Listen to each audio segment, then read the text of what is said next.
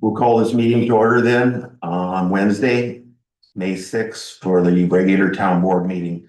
As mentioned, this meeting is being recorded and is on Zoom, so that in the future that if you do want to watch it from home, you can. So we will do a roll call. Jason Karate. Present. Lenny Germain here. Doug Plurd here. Tim Witzman here. Shane Demling Here. All members are present. We will have the Pledge of Allegiance. Pledge allegiance to the flag of the United States of America and to the republic for which it stands, one nation, under God, indivisible, with liberty and justice for all.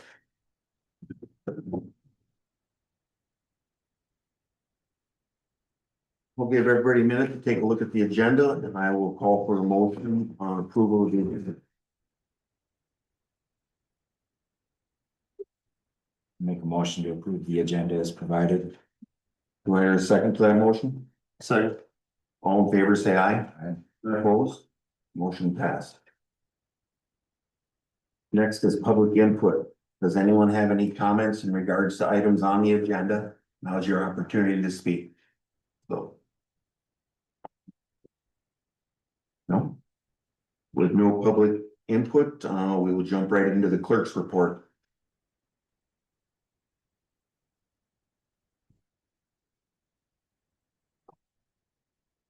Someday we gotta figure out how to go over it today. She's kind of pretty close this time.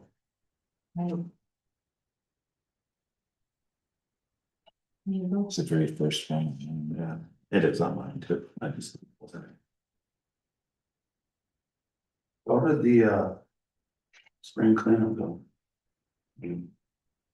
Last. Is Joe there? Did it go good? Was there a lot of stuff picked up? They didn't go down by Stracy's, did they? No.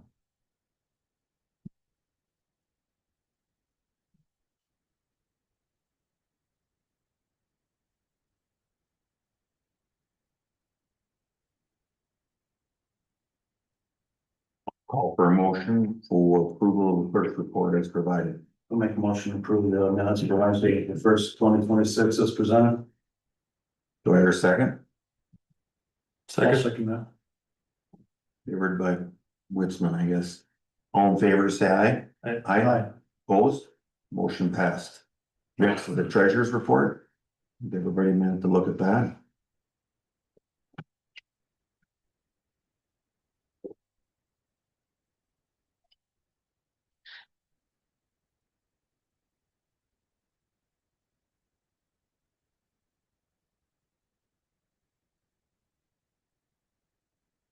Each to the top one. Jerry, I thought we weren't getting transportation aid this year, We are, just not the full one. we're getting full transportation this year, right?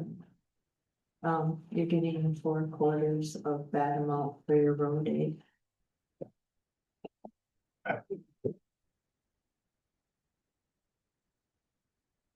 So the second quarter. Any other questions in regards to the treasurer's report?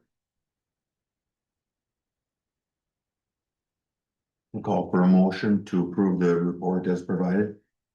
So moved. Motion by Witzman. Do I hear a second? I'll second that. Second by Deming. All in favor, say aye. Aye. Opposed? Motion passed. Next is the building inspector's report.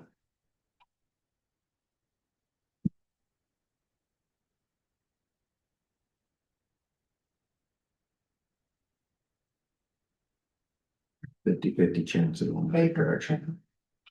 No house. So no new homes this month. We did have 4 remodels for a total of 89,773.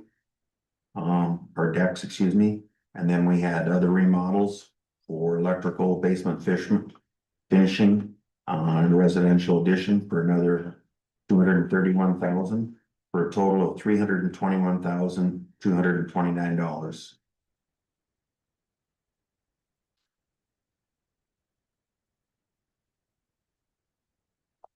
Any questions at all in regards to the inspector's report?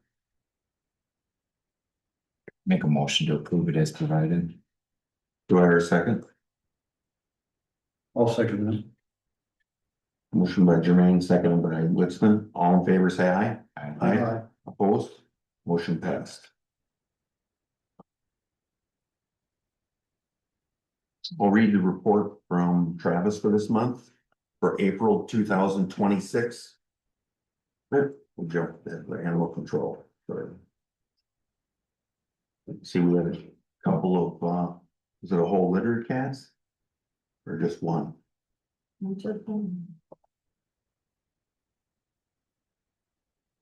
And then one dog. That was reclaimed. So,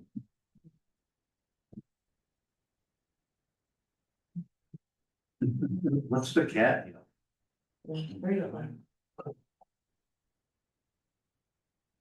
520 Main Street, AI, found on Anderson Sculpin Trail. They brought him to their home, they found him and they must have brought him home. She came back From Anderson Sculpin to Freight Street. and. Maybe they were at Twin Springs or something.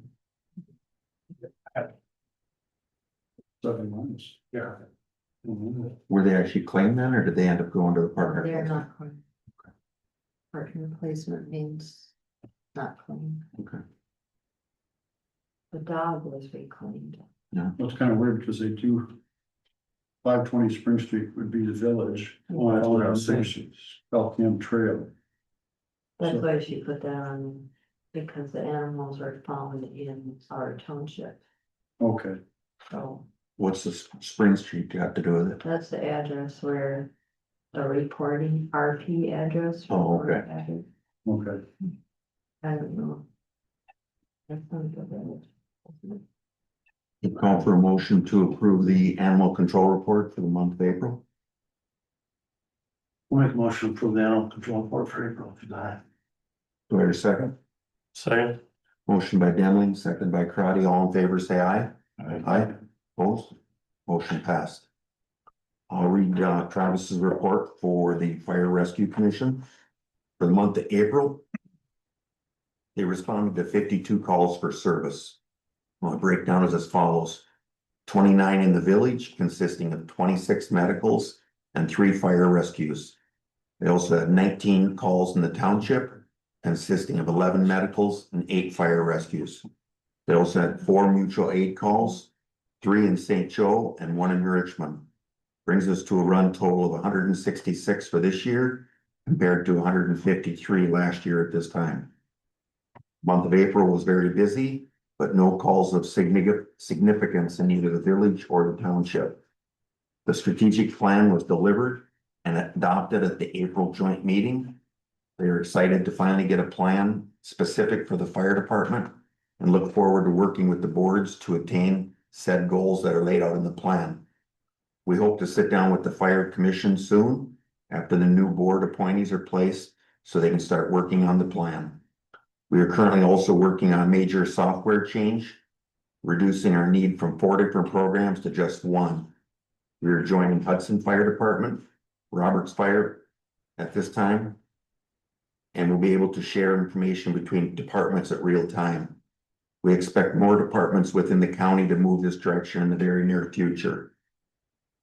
They're currently operating with 30 personnel, 17 full-time members, 9 probationary members, 1 honorary member, 2 high school cadets and their secretary. We're getting closer to having all members fully trained in both EMS and fire. As always, you are welcome, more than welcome to stop by and say hi at the station when you see someone there. They welcome visitors and are willing to give you a tour and show you the trucks and equipment and educate you on the operations of the department. As mentioned in Travis's report, at the joint town and village meeting, 5 bugles presented the strategic plan for the fire department. And it was adopted at that time, which means the plan was approved coming in, not specific to any one thing, but just so that the plan could be paid for, that was approved.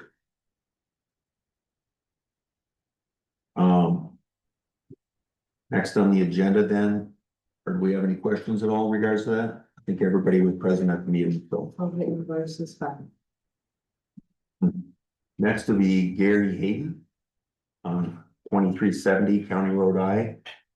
He had a fire insurance call, but his insurance limit is $500. He's requesting a reduced fire call invoice. You're here? Yeah. Can you state your case? Yeah. Yeah, I billed $1,000 for the fire and my insurance on $500. But I have a check from the insurance stating that it was $4,500. So we'll call for a motion for approval of a reduced amount from 1,000 down to $500 because that's the limit his insurance would pay, which is what we put in our conditions on that. So, I'll make that motion to reduce it down to the 500. do I hear a second on that? I'll second that. Motion by Jermaine, seconded by Witzman. All in favor, say aye. Aye. Opposed? Motion passed. Okay. Thank you for coming in. Sorry for your loss too. Thank you. Next on the agenda, Parks Rec and Planning Commission, we have a 2-lot CSM through Andrew Keller and Rick Flandrick with an easement agreement and a request for clarification on the agricultural access driveway permit. So. Before we get started on this, was the adjoining landowners notified properly, legally? Should have been. Right, what should have been? I mean, I know you talked to them, but were they mailed? We sent out, yeah, Jerry should have But was it after the first planning commission meeting or was it? it was prior to the first planning commission meeting because we were tabled at the first planning commission meeting. And came back for the second. But then you changed the plan. The only plan that changed was, driveways, I think. the only plan that changed was location of an easement. That affects them. I just wanna make sure it's legal before we go forward here. Was there neighbors in question?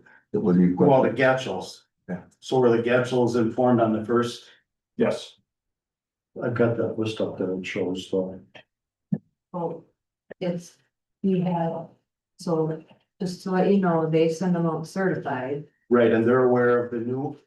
What you, yeah, they agreed to sign the easement. yeah, I spoke to them. I just wanna make sure it was done legally, that it wasn't just over the phone, cause they're That's mail. what they agree.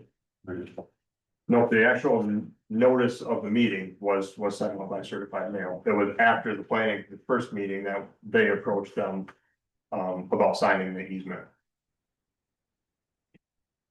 So. Basically, we got a 75-acre parcel looking to create 2 lots. What we got here, 43.7 acre lot 1 and a 31 acre lot 2.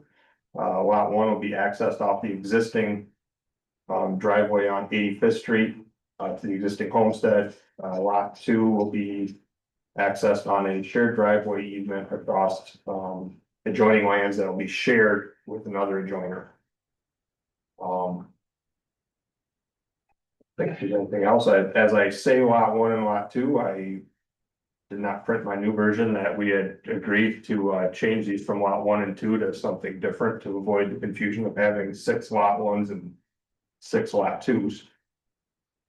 That was So something. you said lot 1 is gonna come off of the existing driveway?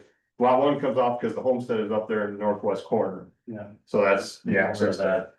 So I guess I got a question, why is the septic system not on there? And where it says 85th Street, those arrows, what, I don't understand that. The arrow here, We're on lot 1 there, yeah. Cause there's a drive, is there a field driver there? no, the arrows, where it says 85th Street, it's a dimension arrow to say that the in between this space is 85th Street. Because we can't fit the text inside the right of way, so we're using dimension arrows. So I want the board to be clear here. There already is an existing septic system and structure on this lot, It's not, on lot 1. So if he decides to build any more, he's gonna have to subdivide lot 1, cause there's already there's a septic system. a septic system, a shared well. Do we have a maintenance agreement with the shared well. What are you talking about? The trailer? It's years ago, if that's been disconnected. The well's disconnected.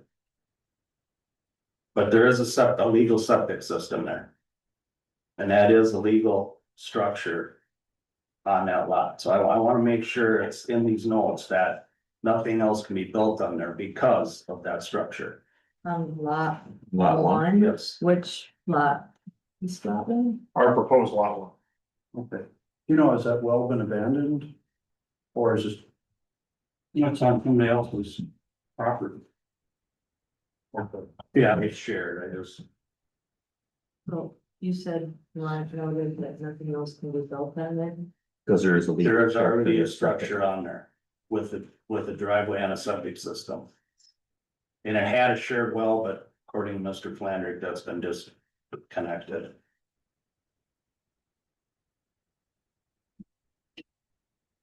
I got a question on that lot number one. Why was that created?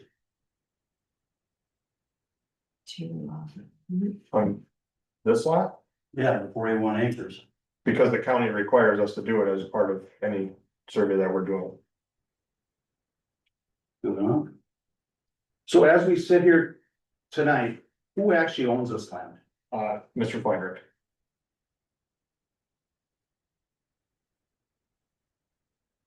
Didn't you say that? Who would you think? Well, I don't know, because I was surprised you didn't know it was being. If you own it, that there's a being subdivided. Well, the whole thing has always been unplotted land. And- Right. And now. It just surprised me that you questioned him on your Well, land. the county all of a sudden has a new rule. I wasn't aware of that.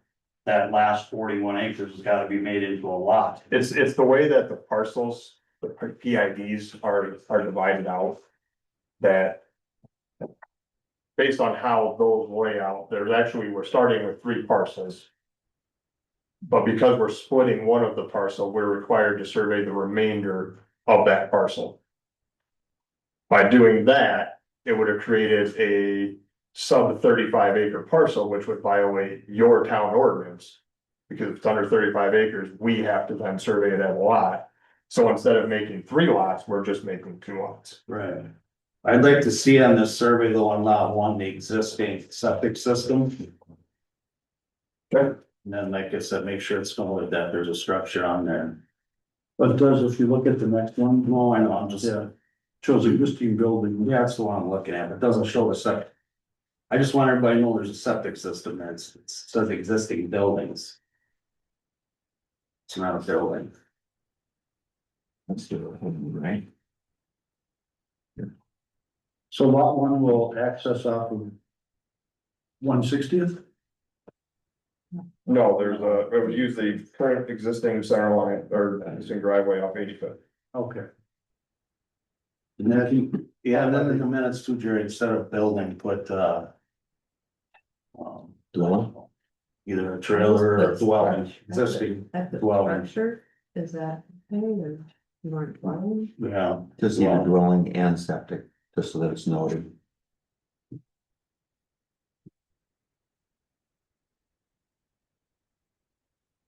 Any other questions? Oh, yeah. Now lot one, let's do the next one. So lot two. We'll clarify what you got going on there, because as I see right now, you got 2 accesses, Correct, technically, we have 3 access. or 3, sorry, yeah. But we cannot use 162nd at the town's request because it'd be the 3rd lot. And then it would be required to upgrade the road that already exists. The northwest access, there is a legal easement, but there is no shared driveway easement. An agreement, and the adjoiner will not sign an agreement. Therefore, we're going across land of another adjoiner to access the lot. And that is an easement that has been provided, and that would be the shared driveway agreement with the Getchels. I see. So my question to the board is in the planning committee. Why are we not being consistent? And having him deed that land over to the town where he wants his new shared driveway access off of 160th. Because we're gonna run into the same issue we have right now with Mr. Flandrick off 85th Street. Because you're telling me, if I'm not correct, it'll be you and Getchell's are gonna have the driveway maintenance agreement, correct? It won't be me. Or, It'll be whoever Okay. it'll be currently the piece that the easement is on right, is owned by Mr. Keller.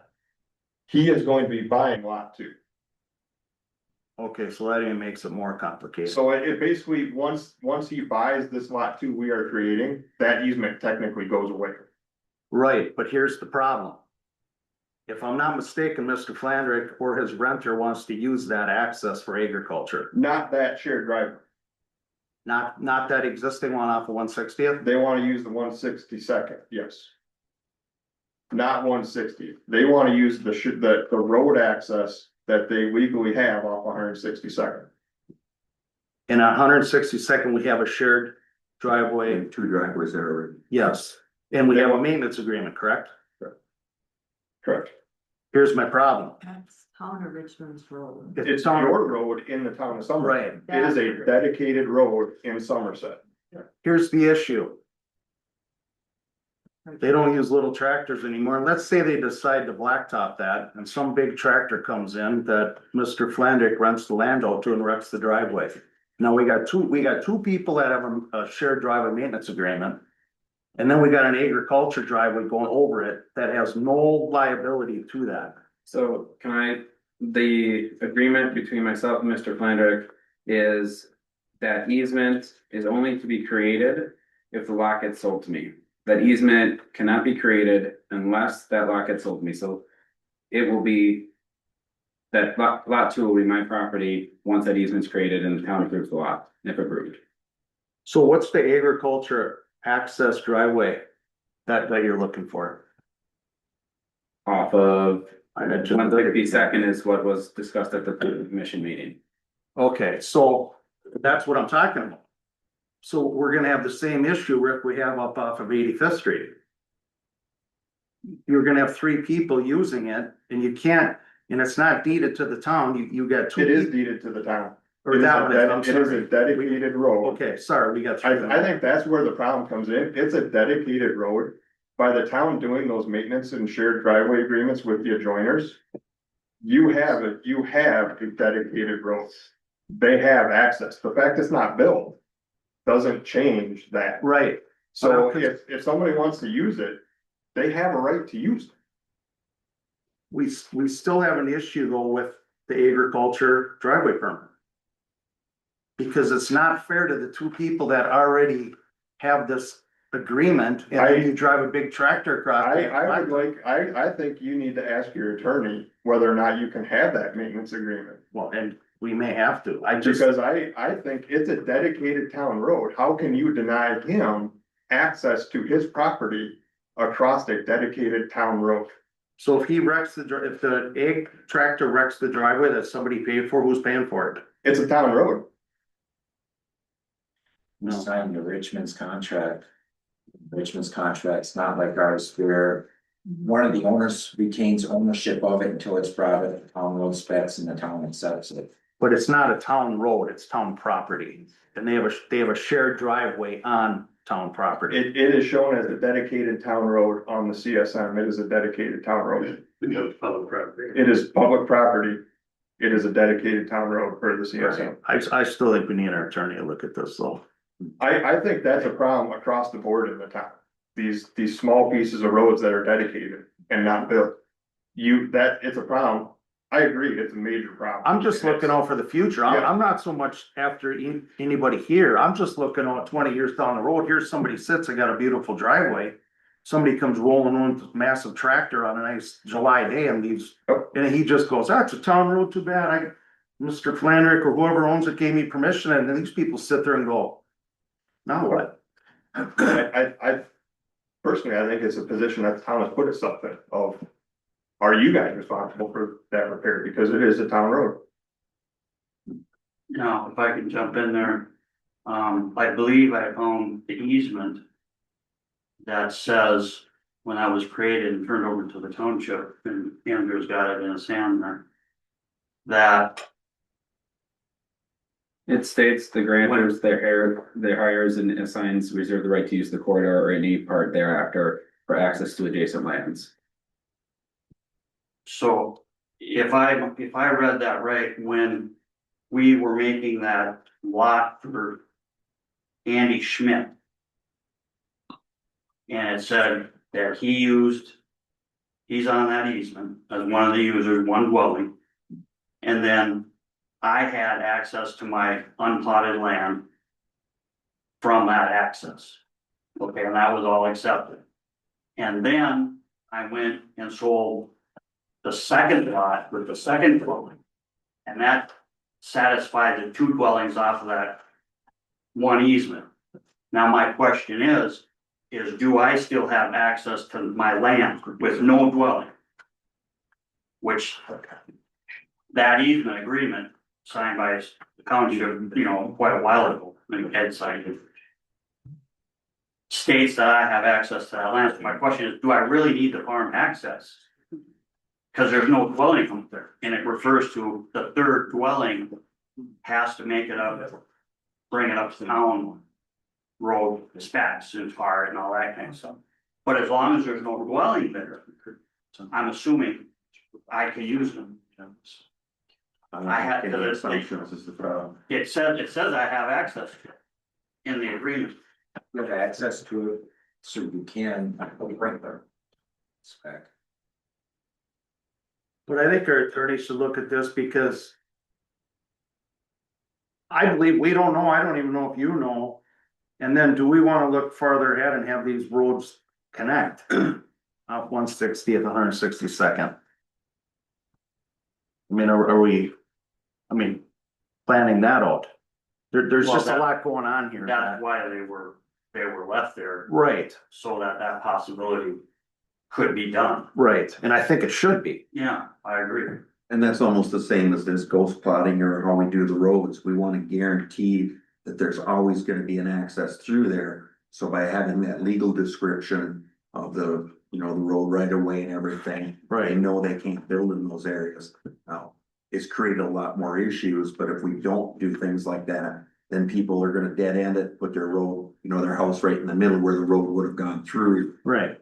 So, And that was part of when I sold Andrew the first lot along 160th, that the previous, Ed said he wanted that chunk of land from 162nd to, I'll just refer to it as the Chad Miller easement. He wanted one person to own that. He didn't want it split up. So that's why things were done that way. And so now it's the same situation. It's just that he's gonna own it all instead of me.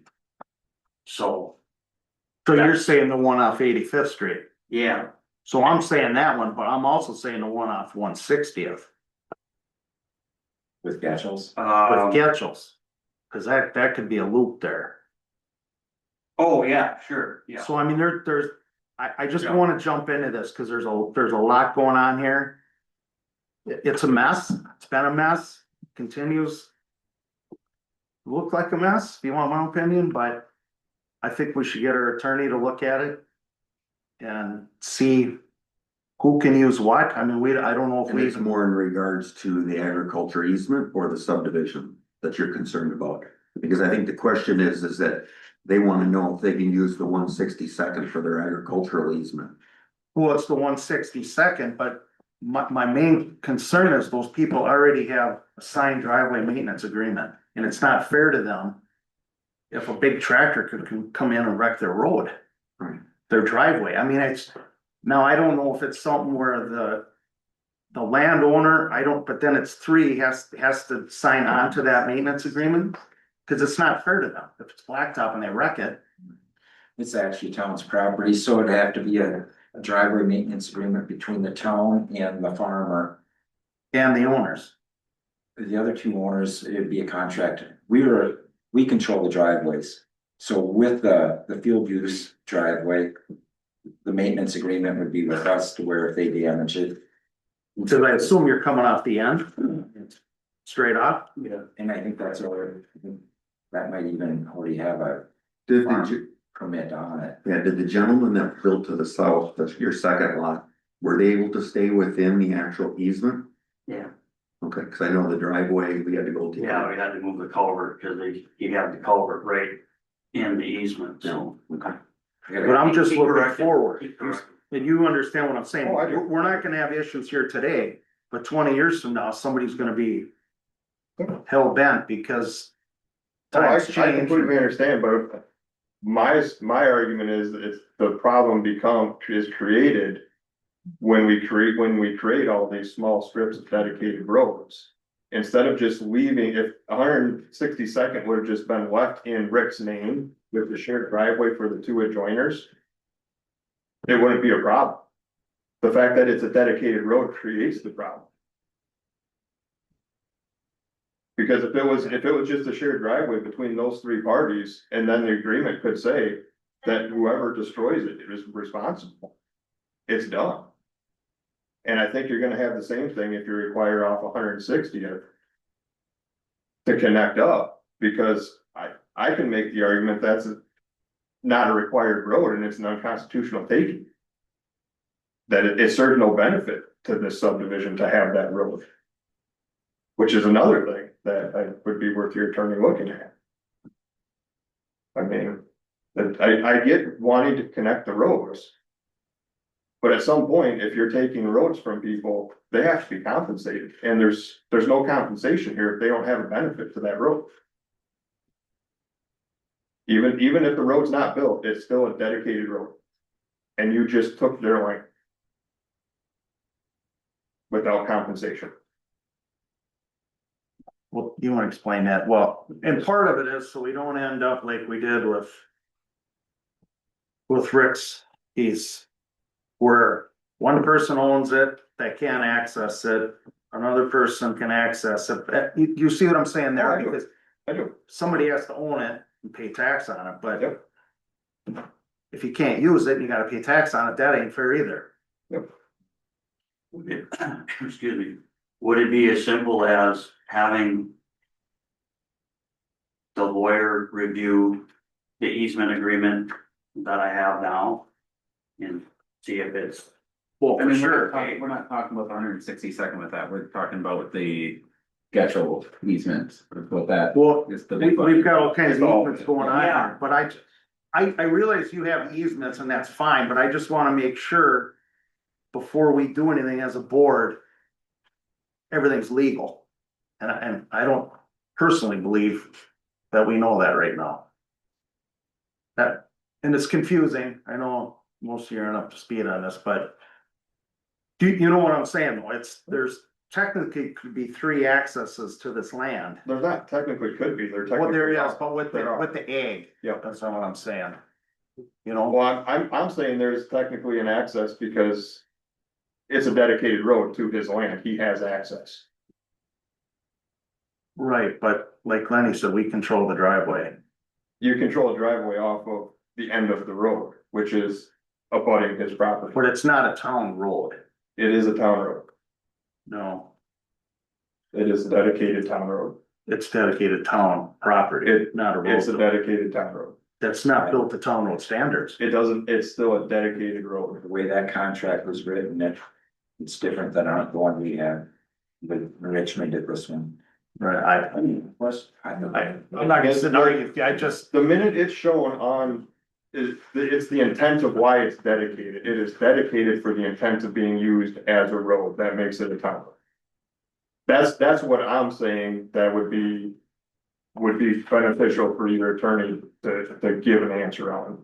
Is And that- because we are putting all these 100-foot sections of road. That we're creating these problems that we're gonna be having for years to come. When I know why you want them, because you don't want people to build there. But you're creating roads. That at some point, somebody could say, hey, this is a dedicated town road, I wanna use it, build it for me. And you have that maintenance agreement with the owner. But is it even valid? Because it's a dedicated, it is a dedicated road. but I think with Lenny's, and I don't know, I haven't seen the contract, I don't believe ours in our town are dedicated town roads, it's dedicated easement. It's dedicated land to the town for future town road. Which makes it a dedicated road. It's dedicated to the town, but the town will not accept it as a road until it's Right. brought up to town road standards, where we hold a little teeth on. Where, like in this case, where Rick, we can say, no, you can tell him no, but Right, I know what you're saying, but it's not built to town specs, and we're not getting state road aid. It's not, you guys signed the CSM accepting the dedication, that means it's a dedicated town road.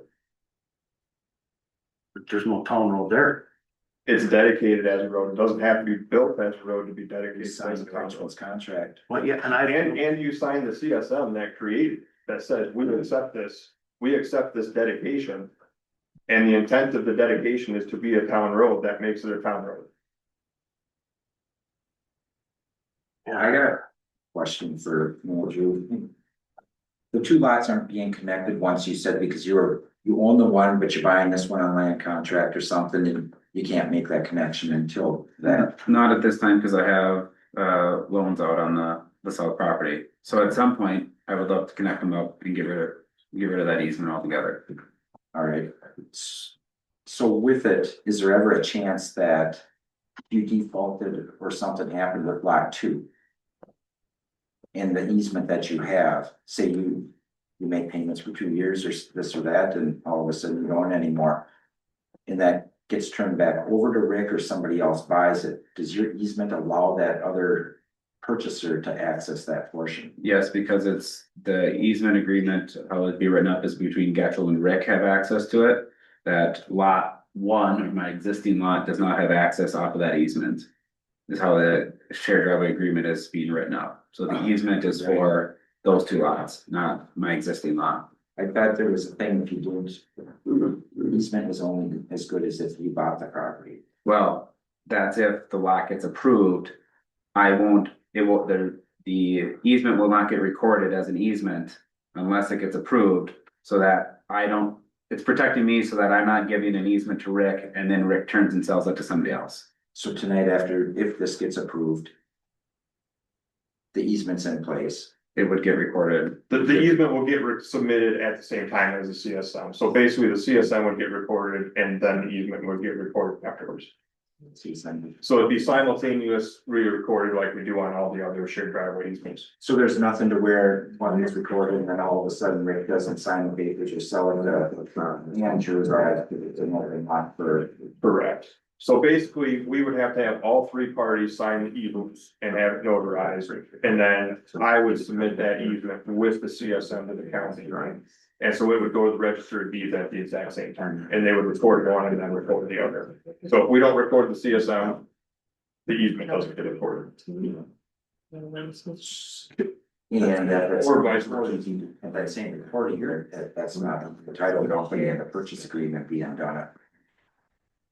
Can we have our attorney look at this before we go? Yeah, but I don't wanna let them loose and have them to look at the whole Flanders Demling issue back there. Let's pick one and look at the 160. It's mainly the easements.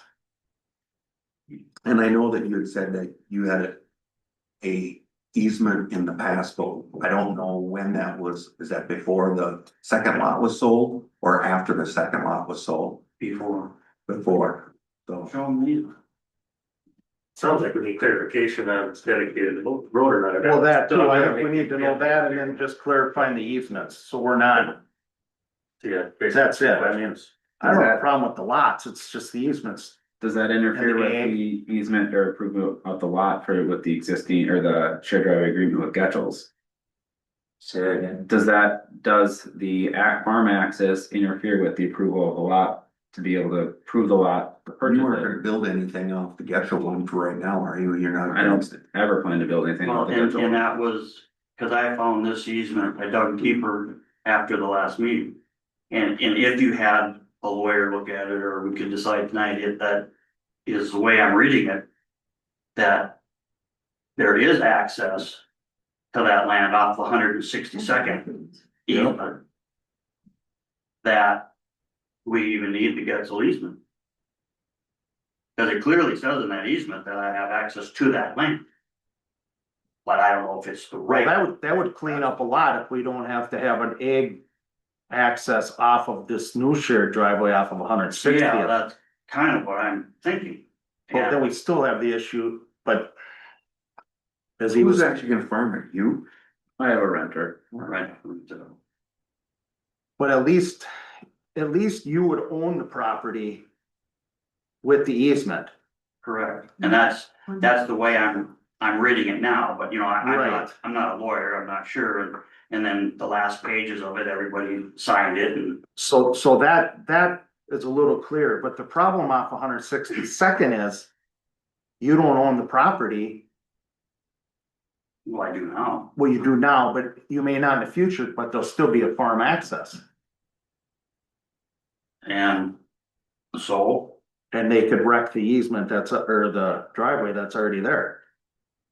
oh, you're talking about physically, right? Yes. Well, then I guess they're like, I think that's what you were saying is about having some kind of agreement. Like a shared driveway agreement saying any damages has to be repaired by so and so. Right. Such a person. And that would clear up a lot, because then whoever's farming it, if they wreck the road that's already there, you agree to that. Yeah, so it'd be like. If that easement access is current or good or whatever, Right. then we would just do a shared driveway agreement. Between myself to my own land Right. and Andrew, Yes. when and if he buys it. Right. I mean, That's the biggest issue right now. Yeah, and I don't know if you guys are following that. if that's all it takes, I Yeah. am in 100% agreement with that. And they're Unless you do that, I still would like to have the attorney, the town attorney, Right. take a look at that. And that's fine. I'm But just if- concerned about. I mean, because to me, we could get rid of the shared driveway easement because there is no, my preference would actually be to call lot to an outlot, so it's not buildable. And then there cannot be a dwelling on it unless it's resurveyed to a lot. And then it could only be an driveway to access it to begin You with. said they wouldn't let you. But the county, I think can fight the county on that, but it's not worth the fight in this case. But the county doesn't like outlots. They Right. think that because it's an outlot, someone's not gonna pay taxes on a 35 acre Right. piece that's worth, A lot. 10,000 an acre or whatever it is. Yeah. He's gonna pay his taxes, but they don't like outlots because they keep getting them back. But if that's all it is, we'll make it. That's my maintenance biggest agreement concern. Between Rick and the town that says, Right. and if we have to have the other two parties on either side of 162nd sign it, That's my main concern. I mean, Would those two parties have to sign no, because, well, I won't answer it? that. I would ask. Driveways I off would- a dedicated I would have- road is what. What is it, Mackenzie? I think that'd be a question for her. See, but that, yeah, Because that's where, if you're gonna do that, my point is, it's a dedicated town road. You don't need a maintenance agreement. It's a dedicated town road. I mean, we're close, but there's. But I mean, if, So is it more just the 162nd easement issue? Well, Or because is if he it- can come out 162nd, then they don't need the 160th. Correct. Correct? That would clean that up, because then 160th will just be, that'll be the. and it would be a the access. farm and ag access only. And if ever lot 2 transferred and that's why to me, calling it an outlot is the best thing to do, because it's known that an outlot is not buildable. There won't be confusion in 10 years of, oh, it's a lot, I can put a driveway off that, not knowing, guess what, you're the third lot, now you have to build the road. right, So they've already gone and created the easement that they're not gonna use after he buys it, but they're doing it just because of the. with the access. catch-all. Yeah, Correct.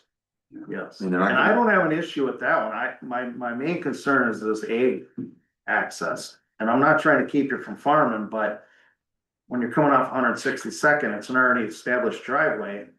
And you roll in there in July making hay and you wreck it, like I've said 10 times already, it's not fair to them guys either.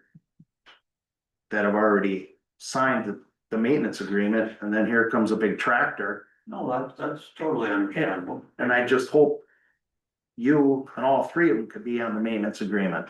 Mhm. That's my main concern. And you're only taking this out. But you'll still have the 160th easement, correct? option. Guess you guys. It's an option. It's an option. If not the ag part, I'm sorry. You just want it, the intent was never for the easement across from 160th to be used for ag, that was simply to provide a legal access to the lot. Cause the intent was, if they're currently using 167th as an ag access, to continue to use it as an ag access. That's why I'm saying if the whole holdup here is, let's just do this agreement across 162nd, remove the easement to 160th. Because the intent is to not be built on that lot anyway. so then you would access off of 160 85th. 162nd. Through the, if we add right to as a third party, as a maintenance agreement for ag only driver. So then what would the Because once- 85th access be for? It's an existing it's existing. So that's your access to the lot. No, it's existing, but that one is the same situation. We can't get a shared driveway because the adjoiner will not sign a shared driveway agreement. And it should have been signed at the time it was created. Yeah, but that's, whatever. And now you can't force him to sign it. So there's a legal easement, but you can't use it as a legal access. Because it would be a shared driveway and there's no shared driveway agreement. I can use that access walking across it, driving across it, whatever. But what the problem is, Chad has to sign a shared driveway agreement in order to make a lot back there. If I continue to own it, or if I was to sell the whole thing, everything that I own left as an unplotted land or a bigger chunk of land, they can build a driveway across that. But how about the bros? So could the bros. Yeah, right up to their land. Yeah. He had to sign a shared driveway agreement for me, because I'm requesting to make a new lot, a 31-acre lot. And because of that new lot, the town requires a shared driveway agreement. Now, Chad has to sign it, but understandably, he don't want a road back there because now he's built a house back there. And then So, you'd have to have Rick and Cindy Bro sign it. Because they come off the same easement. well, the argument they are gonna have is it's grandfathered in. Because their lot was already made when they put the stub driveway in. So they can get to their lot. But I'm creating a new lot, so that's something new. So now the shared driveway agreement's needed. But back when Rick and Cindy did it, it wasn't. You didn't need a shared driveway agreement. So they're grandfathered in. Without needing a shared driveway agreement. But I'm doing something new, so I need it so Chad can stop it. But I can still go across it. And use his land, because he owns the land, the easement's something different. That's just a parcel, that's a recorded document for me to access my land. Or whoever owns it, because it's a transferable easement. But he can stop a driveway or a road or anything from being built on it. Because he has to sign it, a shared driveway agreement, or he would have to sell his land to the township. And if he says no to any of that, stops it all. So then with your easement, I'm sorry, this is getting long. With your easement now, can he access across your easement when he buys that? Anybody can go across that as On long as I 85? give them permission to go on my land. You can't stop anybody from going up and down that easement. But they can't go on Rick and Cindy's land, they can't go on Chad Miller's land, and they can't go on my land. Cause that would all be trespassing. But they can run up and down that easement all they want. They can't get it's a private easement, so I've already asked. My lawyer says you can't put a gate on it, you can't block the easement, whatever. Well, we don't wanna get. But that's a whole nother thing, that's why we're But it's leaving, another easement, that's what that's why we're leaving that one alone. But that 162nd easement now is, when I found the contract, and I always kind of thought I knew it was that way, but I wasn't 100% sure. Do I have access to that land? According to the easement, it says I do. Well, can we ask our Across attorney? both those lots in the township, when was that easement It's a granted? request. Do you have that copy? Give it to me. Let them glance, it'd be shorter than sitting here and arguing about it. We'll get this from the register. Yeah, we're back to 162nd. The main paragraphs would be paragraph 10 and paragraph 11. And then, of course, the signatures on the very end. And that was actually, I think it was probably years ago, when the land back there was all divided up between my spouses. If it was one of my sisters or something, had a lawyer look into that, and that's the result of what the lawyer found. So let me ask you this, if we gave you access, which you may already have off 162nd, would you be willing? So, Jerry, you're looking at something kind of negative. No, well, I remember this was started by the town of Richmond, Gary Knudsen. And he had this agreement drawn up because it was their road. And he had used Tim Scott, attorney, Okay, and this right here was drawn up. okay, so what you're saying is the signatures and everything on the last few pages? No, doesn't this- mean anything? No, this is correct, this is what, and then it went, we did have, I believe, our attorney look at it. And then I do remember that. I think, you paid half of the legal bill and then we paid half of the legal bill for this document. And then it came back to the board and then this should be recorded at the Register of Deeds. I have the recorded copy. So then with paragraph 10 and paragraph 11, how does, the way I'm reading that is the third dwelling has to bring the road up to town specs. Most likely. Yeah. But to cut all this short, Yep. if you came off that 162nd, would you be willing to get a hold of the other two and make a driveway maintenance agreement with them? Well, I wouldn't be against it. Would that beat the purpose of us needing to have a shared driveway agreement with the Gettles and the easement off of there? Yeah, I don't think you need it then. Yeah, no, you would. I mean, because the intent of if that lot is to not be built, and once. Right. I mean, essentially, once Andrew buys that lot from Rick, that easement. So then, That it's still shared with the Getchels, but right, the Andrew's easement to cross his own land to get to his land goes away. so they wouldn't need the one off 160th with Getchels. If we gave Rick, and if he came up with a shared maintenance agreement between the two of them, they wouldn't need Getchels easement. When Rick created those two lots off the end of that road, do you have a maintenance agreement? That's that. Just. I'm not aware of. I think that was before we did that. I think Shane was right there. That was all done before it was required. But I don't see there to be any problem with getting a share. Well, I think it'd clean a lot of things up if you would get together with the two landowners on 162nd, come up with a driveway maintenance agreement, then you won't need the one with the Getchels, and it's cleaned up. Mhm. Sure, it's a town road, could you just not make a maintenance agreement with us?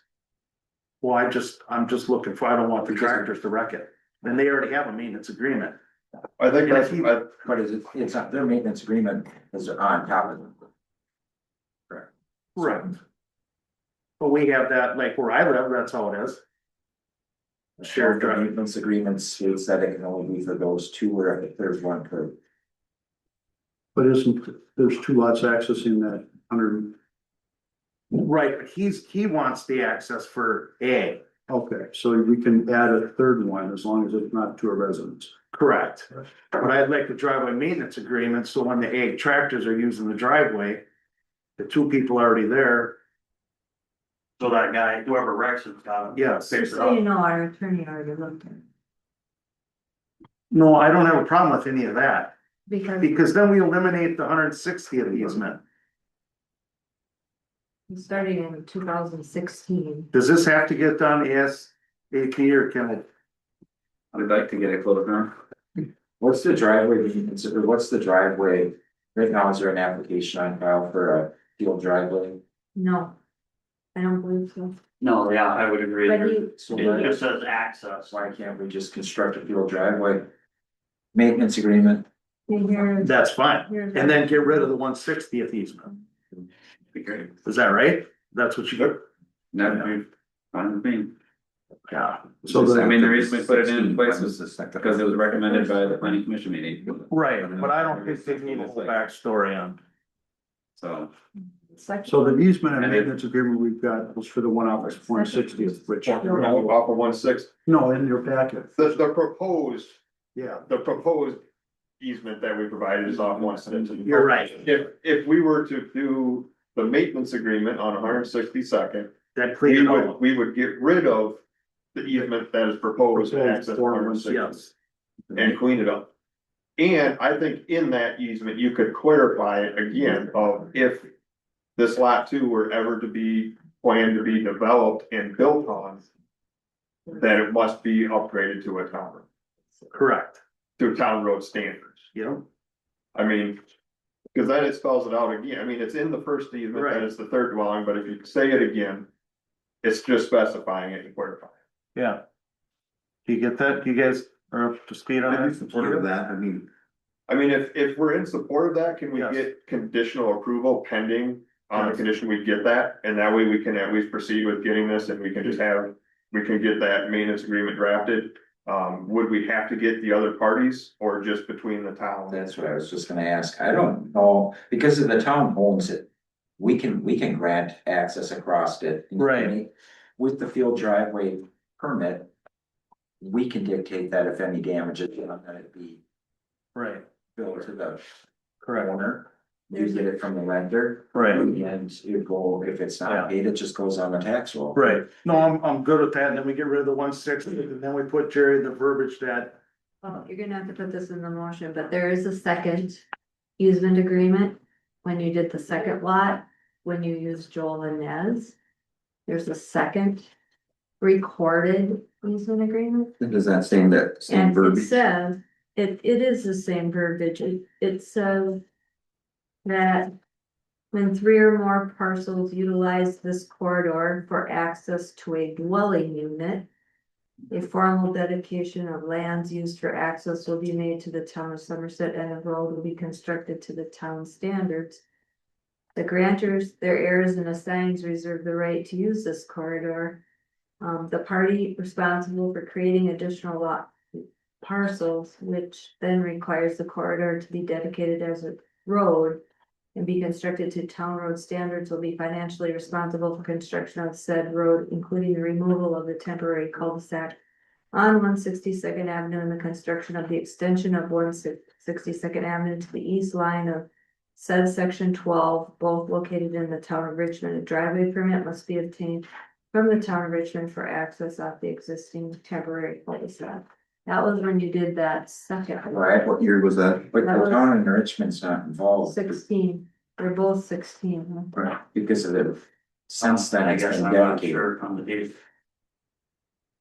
But even in that, They did a second one when they. that one refers to a third parcel Yeah, and a dwelling. it says dwelling. So if there's, if I'm to understand that right now, if there's no dwelling, it might. Okay. So are we all in agreement that, do not pursue the easement off of 160th, now that you've already created it? No, not yet. I mean, We haven't. technically not, because it's not recorded. Well, but I mean, you've already It's- done the legwork. correct, As it's- your client, so, Kathy Bennett charge. yeah, Charge. and that So we're not to pursue the easement of 160. 160th. And we will pursue a joint driveway maintenance agreement. Off of 162nd, and I'd like to see all 3 parties. Or the township, 4 parties. And I don't know on. And I think the town needs to be involved in it because it's, Right, it's, town property. it's town, yeah. Well, that, I mean, I would question whether the other 2 need to be involved, because if the town's saying. And that's one of, if we say just do the maintenance agreement, if you guys wanna ask Mackenzie what. If they need to be involved. And we can hold off on getting it drafted, at least this way I can get it. Moving a little bit with the county. maybe we can do that, because it'd be nice to get some legal opinion. Yep. right, Because they're the ones that have built the road, so, or the driveway, so if it gets destroyed, you know. Yep. So. That's fine. So the town will consult with their attorney in regards to who all should be on the. If it's a two-party or four-party. Right. Party or. Well, because it'd be Rick, Oh, yes. Rick, town, and then the two adjoiners. So it's either gonna be Rick in the town or Rick, town, and the other two that are using the driveway.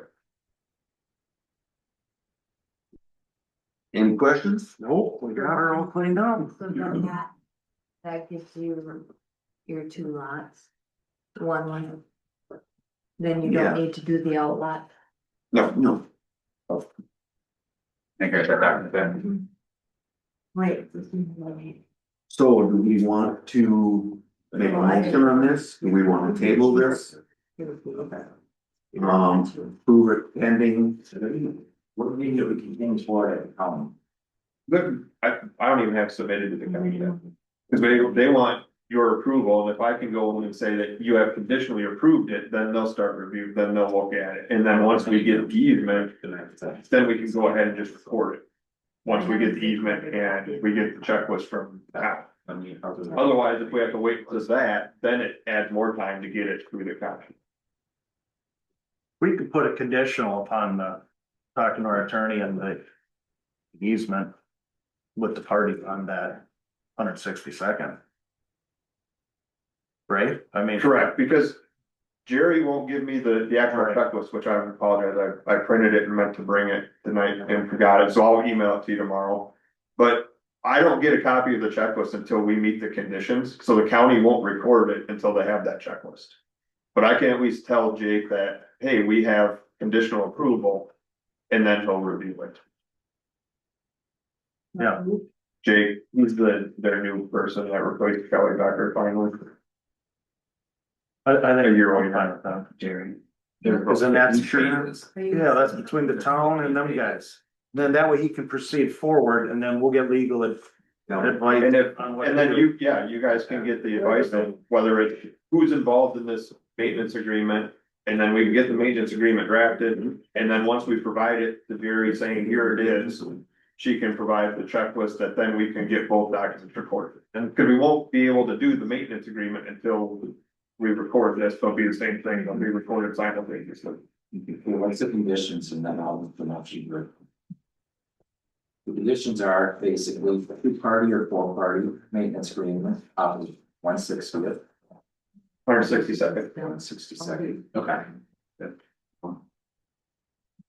We'll get legal opinion, attorney. The conditions are usually. And then one party. Well, there is the two-party right now. Actually, it's a party. Well, it's a three-party. Yeah, it's 3.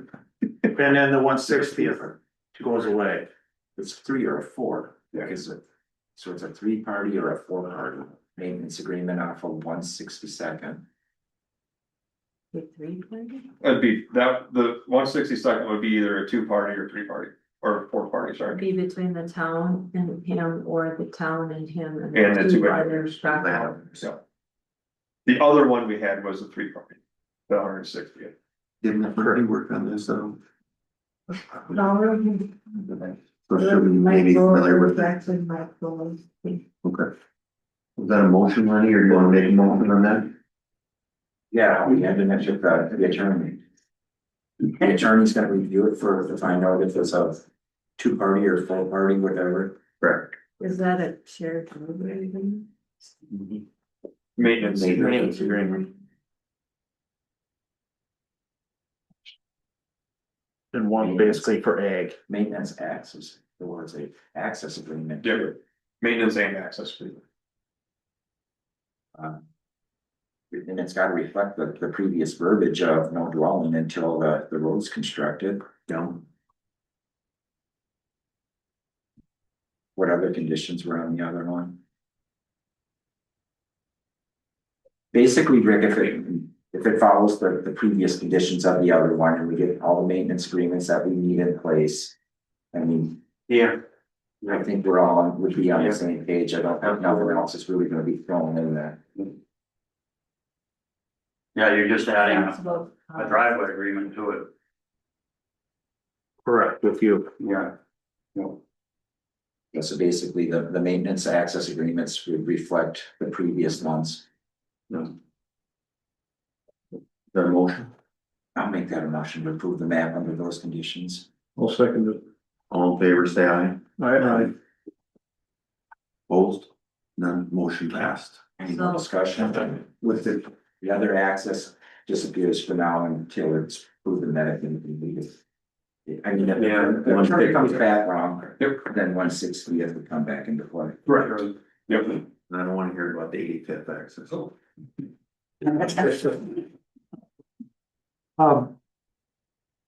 After that's not. Doug, I'm wondering, Making it around the state. there's an issue that is not on the agenda, but it's, Chris came here tonight, just in case we had any questions. They are moving forward with the improvements that we approved, back in December 3rd of 2025 at our meeting, we approved all the expenses. But, they're gonna start installing the second set of T-pads. And I'll work with the town, get the materials ordered. Do you got just 1 minute to? Nope, I mean, I was just here at the courtesy to let you guys know I was gonna start work on it between the 17th and the 22nd of May. So it'll be here in a couple of weeks to get supplies ordered and kind of coordinate that stuff. I'll work with Tim. But we'll be putting in the shorter T-pads and shorter baskets for family-friendly activity out there. So the question came up as the cost for the T-pads, so not the, It was approved in our December 3rd, 2025 meeting, so no action to be taken. It was just more informational. Just letting you guys know that I'm gonna be starting work out there. We used to have them on our agenda every month, and unfortunately, I didn't ask for them to be added, so they are. It's just a FYI to the board if there's any questions. you know, and I've heard nothing but good things about the course, so. It's getting fantastic reviews on the social media stuff, so. Good use for it. But Wonderful. Anything else in regards to Parks Rec and Planning? Yeah. Thank you. Tim? No, that was the one item that should have been on the agenda. It wasn't, but it's just a FYI, just a 1 minute work to explain that. Good. We're gonna jump into new business, Riverstep Camp on 70th Avenue, Scotland. You lost his pages, he had 15 pages. I think it was 19 pages I had. Yeah, 19. I guess it'd be 10 total if it goes front and back, but. Really tough. The pages that I brought. Need them right now? Well, it's probably gonna get going here. Well, these here are mine, so I don't know. You wanna come up and see if you can notice them real quick? I was up there looking at them on the table, I didn't see him there. Rick? I can come in here tomorrow, we haven't here, keep thinking over. You're good. Surveyor. I was trying to get Joe in. Yeah, maybe so that you know the documents and you can find it. Well, I have the documents, but mine are recorded, yours wasn't, We right? gotta make sure. Send them, So I can. say we'll send the link But to the otherwise- meeting, so That's that's not not. heavy. I have them digital, like This one, right, right? I have, and then. So they use it, 'cause I have No, that. to the recorded meeting, because I'm not sure. And then Well, we got me there, so. Yep. I just stopped on some next week. You want copies of it? Yeah. Yeah, you can start them. Okay, I'll start it next week. Not Monday. Not Monday. Okay, thank you. Thank you. Sure, you go with that. Thank See you, Rick. Yep, thanks. Steven. Yes. You're on. Hopefully mine's in its old slot. I'm not. I'm just here now to get my permit for the Riverstep Camp, aka Old Highway Campground. But I use this, we all know got approved by the county and then. Thurman was out to do the inspection on behalf of the state of Wisconsin for campground license in the state. And then township also requires a fee for a permit for camping. Did talk a little bit with Lenny. You should probably change the wording on that because the township doesn't issue campground licenses. The state of Wisconsin does that. 14 pages of requirements in the state, so. But we try to make that fee. Star Prairie, where we have Rivers Edge and Riverdale, it's a little bit different. They just charge a fee per campsite. I don't even go to the meetings, they just. That would be approve it at the meeting, so. Was there much concern from the county about that hydro dam, the flood zone there? What, I mean, have you met with the DNR? It certainly came up, and coincidentally enough, I have the same concerns, right, but I'm the property owner, Excel is hosting an informational meeting, tomorrow at Riverbend or at River's Edge, our venue there, to give us a little more information of what they can tell us, so, Okay. as far as what could happen, what, we'll know more, so I brought that up at the town meeting as well, okay, I'll know more. How I would adjust any campsites or anything that we do there, once I have that information. Now that you brought that up, I looked through my emails and I didn't receive anything. So I asked my wife about that, and she said it was just an Excel Energy has an invite list, and it's about 36 people. So they limiting it to that? I don't think so, I don't know that. It's 30 men, they're just using our space, but I think you should come, Are we? I don't think they would turn anyone away, that's just an informational thing. No, I'd like to go to that meeting. I don't, what time is it at? I don't. 9 AM, 9 o'clock. How long does it run? And that's at River's Edge, correct. and no one from the village, they get an invite or not? As they sent letters out to the village before, that's how we've gotten letters. Okay. Excel Energy, the dam breakage flood map. No energy is Remember that What day? tomorrow. Yeah. So it wasn't our meeting, so I don't know who they invited or didn't invite, we're just posting it for them. Now, is this a standard campground or is this an RV, seasonal RV type camping? So for this year. The state doesn't distinguish like a difference, right? A campsite's a campsite, whether you rent it by the night or for the month. It's the same requirements for them for safety and things like that. For me, I'm just doing seasonals there for 2026. But talking to you earlier, you're going for a license up to what, 104? So our approval from St. Clair County is 104. But you're only gonna do. But I'm only gonna use 20 of them. I'm still licensed for the 104. The state is okay the fee for the 104. Just so I don't have to change it on them next year if we up it or that, so, but I'm not doing transient stay there this year, just, I'm still learning it.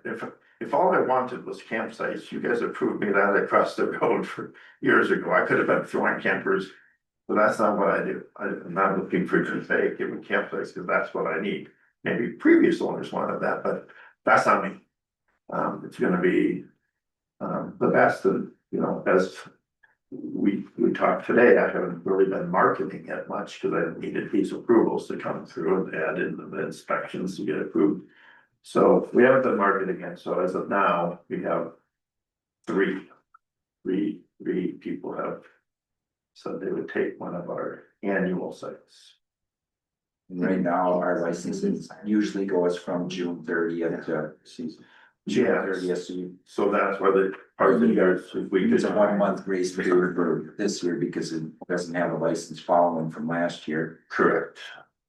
And on it, the name of the applicant, did you want your name on it or you want Alice Inc.? I don't think it really matters for the permit, but every license, licensing to the state has my corporate name, but. Because you're not really issuing me a license, but whatever you prefer. Just camping or concessions too? I put the concessions, even though I don't want anyone to think, oh, they're gonna use the old eatery. You didn't circle the concessions, but I noticed in the financial report you did pay for them. Yeah, because I plan to have a food truck down there, a hot dog cart or something like that. I didn't want someone to come back and say, well, where's your concession license? So not licensing the eatery. If you think I need one to sell hot dogs, again, no different than I've been telling this board from day one. The purpose of me acquiring the property is to make the two experience a little more family friendly, a little more enjoyable. Spot to stop and enjoy your day. That might include a hot dog or ice cream cone or slushie or snow cone. Where we're gonna do that yet, I don't know. All of the buildings there need a lot of love, just let it be known. switches. So for this year, it's probably gonna just be a mobile food truck or trailer, something like that. Given the general public, You know. You can't. you couldn't survive it. 3 campers and a food truck down there without letting general public in? Yeah, So there was a question on a reduced fee. And prorated. yeah, cause if it's approved today for camping, like this season will be months and your campground license will be newer permits. Are in June. I'm not worried about billing for 1 month.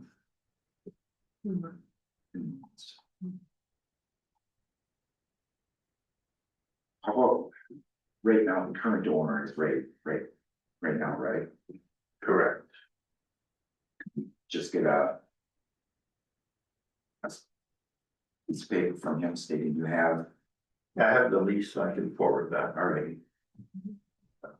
Right now, Steve, purchase isn't 100% through, The driveways will probably get finished this next week now. so So they're in, we just have to top them now and get them re-inspected. Then it will get signed by Doug, then it'll be recorded, then it can transfer to me. Okay. I can't own it till it's the legal document. We had a slow driveway season with this, with that piece of paper, basically, if we don't have something, we're giving Steve the rights to have concessions and camping on somebody else's property. So by having that, then we have every right. You got the lease, those, yeah. We're just keeping the paper trail clean. And what's everybody's thoughts in regards to the licensing? It's normally renewed June 1st. So it would be for July 1st. I don't think June or June is half because he's taking advantage of the spring part of that season. He doesn't get the fall, so he's got really half of the season. I mean, it's probably less than that, but Yeah, I don't, that doesn't really get matter. on, it don't matter. You can do third or, cause I'd it's, rather try and help them out than yeah, drill them down. So you're talking about like a 2025 license for up until it's renewed? Or are you just saying for the 2026, starting early? well, I think he's paid for the entire 2026, 27. Yes. He's looking for reduction of the 25, 26 license based on the fact that he isn't using it in 2025. We didn't have 25, 26 license. Yeah. So can we just give them a 2-month grace period and just have them pay for starting, And then what is it, start July the 1st? cycle. And set this up. Yeah, then start the cycle. And we prepared the check for it's $500. Which would cover me for 26, 27 when your license renews here in June. So I can go it's and May spend to that on June. legal fees. We're good. And that's all in the hopes that the county gets, when it gets you your license. So I have that. The county, I have the one from the state issues campground licenses. That starts, doesn't follow our season dates. No. Okay. I don't have a problem with it, the 2 months, Yeah. Yeah. and then you're good till next June 30 or whatever. Okay, so I'll be looking for a motion of approval of the camping permit for Steve Kaufman with a letter of ownership approval. Yes. He's completed. And then for the fixed rate of the $500 and with the grace of whatever this spring, The $500 will be on June agenda for the next yeah, Right. licensing period, which is July 1st to June 30th. So, I mean, he did pay it already, Yeah. he applied for it, because he put it back in, so. That's probably nothing to do with these 2 months, right? yeah. So, Do I hear a motion and approval on that? Camping and concessions. um, Well, he paid $100 in the financial report. that's for next year. It'll be the So we're same gonna thing. increase for this. The 2-month, 2 months of the concessions. so Right. You I'll make that one. $16. And I'll second. Motion by Demling, seconded by Witzman, all in favor, say aye. Aye. Opposed?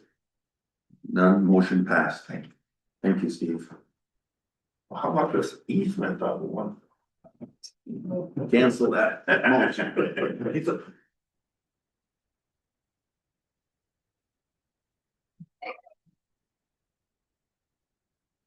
Next on the agenda, appointment of committees by the chair. So we have the Parks, Recreation and Planning Commission. Currently on those, the 2025. Yeah. Yeah. So we have consideration of adoption of resolution 2026-04 for transportation funding. And that was a letter from This is a resolution.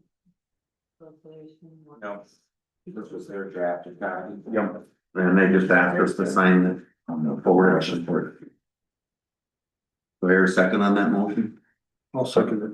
I think this was presented at the Council regional meeting, Association. so. No. All in favor, say aye. Opposed?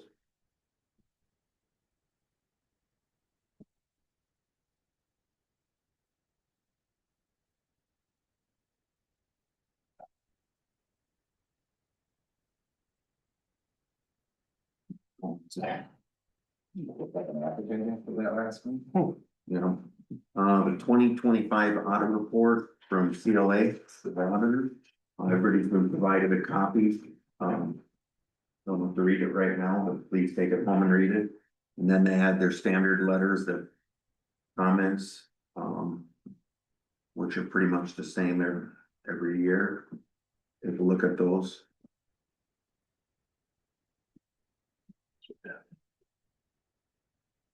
Any other comments here? No, you're great. Okay. Appointment to committees by the chair, so the Parks Rec Planning Commission, Fire and Rescue and Transportation and Facilities. Probably not gonna change too much around.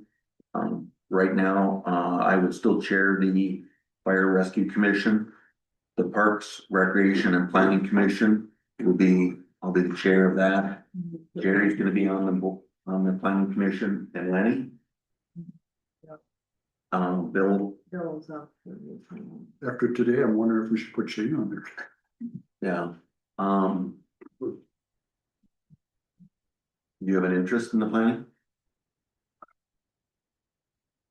Maybe.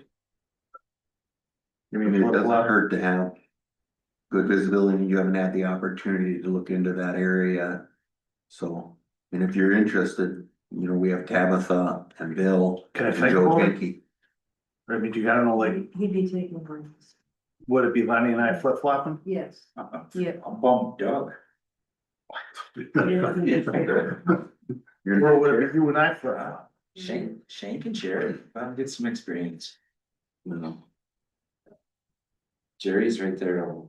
Can we postpone this till next month? You kinda dropped that on me, kinda.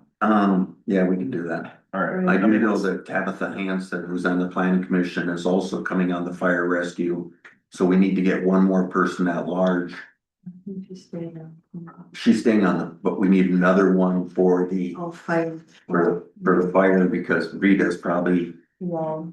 and Wally is no longer, he's township resident, he's a village resident. So Tabitha would be taking Wally's position. And then it was questioned whether or not Rita was going to re-up again. If you're looking for people, the village put ads out for all their open seats and they got a lot of responses. For citizens at large, right? That Probably wanted the only seat we are actually, and we don't, if Rita comes back to the fire commission, then we don't. Then we don't have a position yet. Seats. The other position that would be on the fire rescue commission, a citizen at large. Well, that's him. Yeah, Mhm. yeah. Cause you need one more. Or no, that would be if If Rita- Rita decides to stay another. Cause I thought maybe somebody like Tom Peterson or something that had. You know, I think they asked him, you guys had talked to Tom, right? He probably wasn't. He's not interested this time. Okay, Are we gonna do? so can on we the tra- postpone it for at least the 1-1. 1 month between the We can planning and postpone. I just wanna think about it. Yeah, just a second. I think you're one at a time here. What we're saying? If you kinda gotta postpone all the committees, because if you two flip, then you don't know. Yeah, well, let's postpone it for 1 month. Thank you. Get a chance to discuss, you know, what people wanna do and where you're needed. How does that sound? I gotta talk to my attorney, it sounds good. Then we also have a letter of support for St. Clair County Highway Department for the grant application for safe streets and roads for all. This is just another, So this is for the grant that they're trying to get for some county roads. One of them was, They got a couple. The other day. this is the federal one. This is, I think, the one that would affect us, I think that's County Road I. no. And it's just a letter of support, no legal obligation or, I'll make the motion. do I hear a second on that? I'll second All in favor, say aye. it. Opposed, motion passed. And, Don't we have to sign it? yeah. It's small. Okay.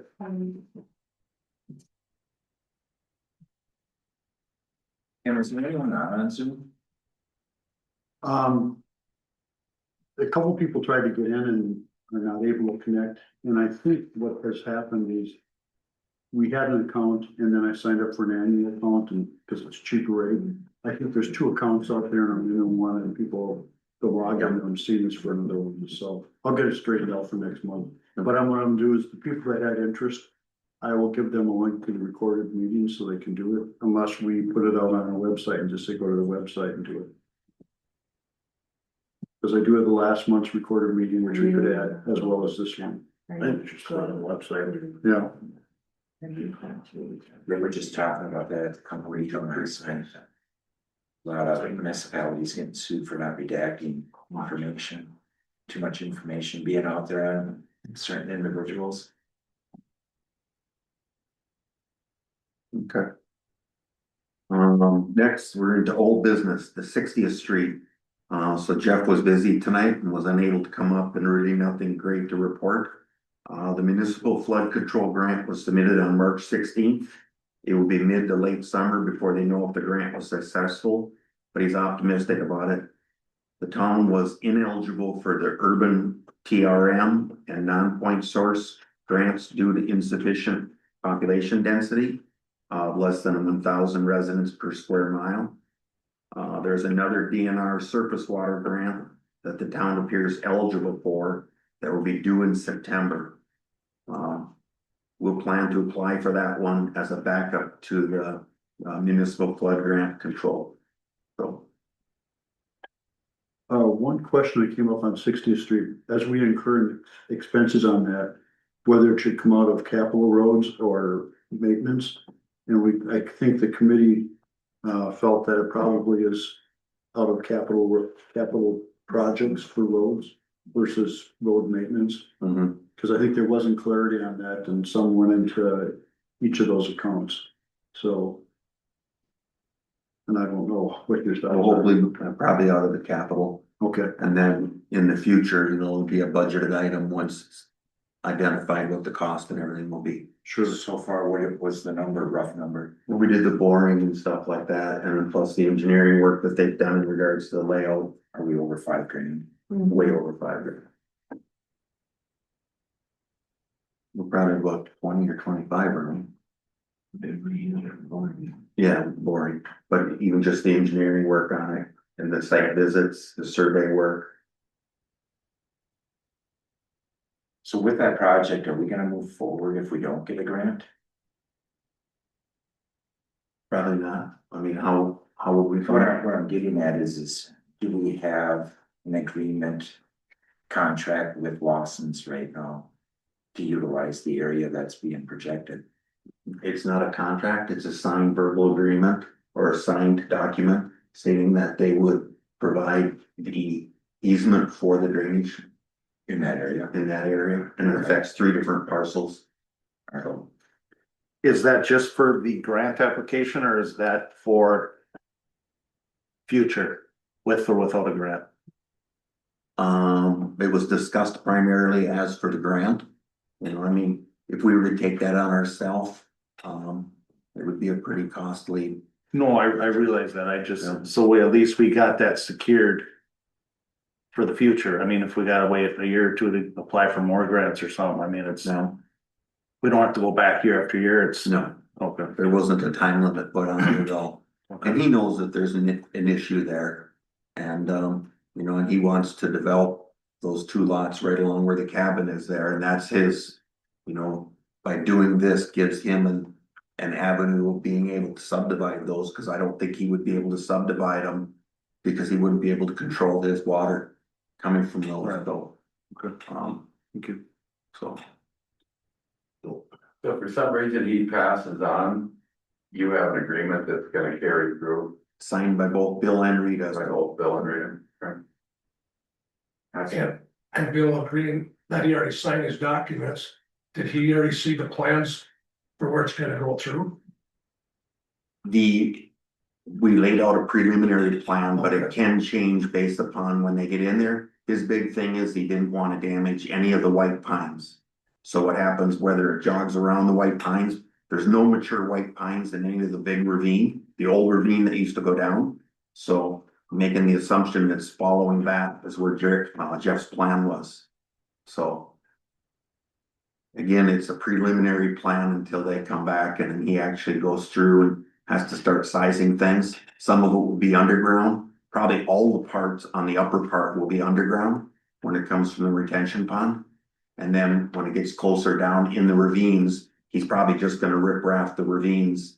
And there is no big vertical drops in that area. So.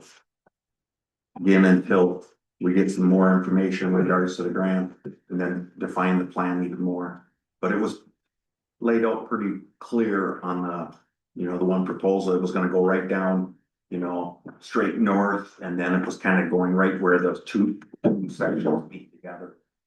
So, Can we get a copy of the preliminary plans on that? sure. And the signature copies, you must hold them already. Sure. Public record. But for some reason that the grant doesn't go through.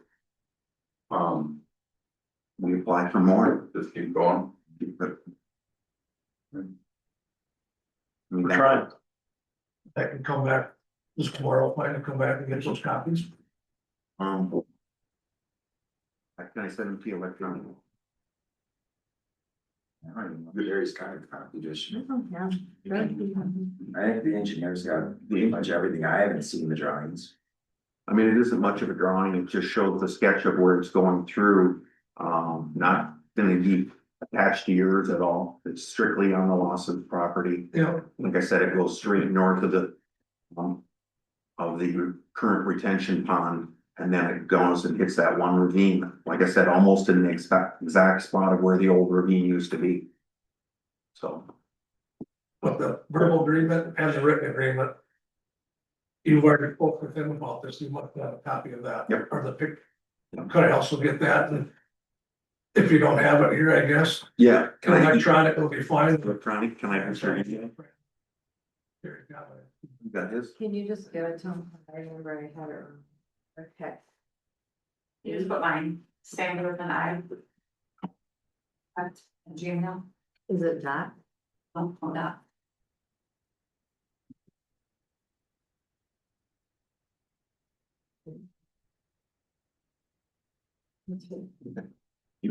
Just show her, make sure you got it.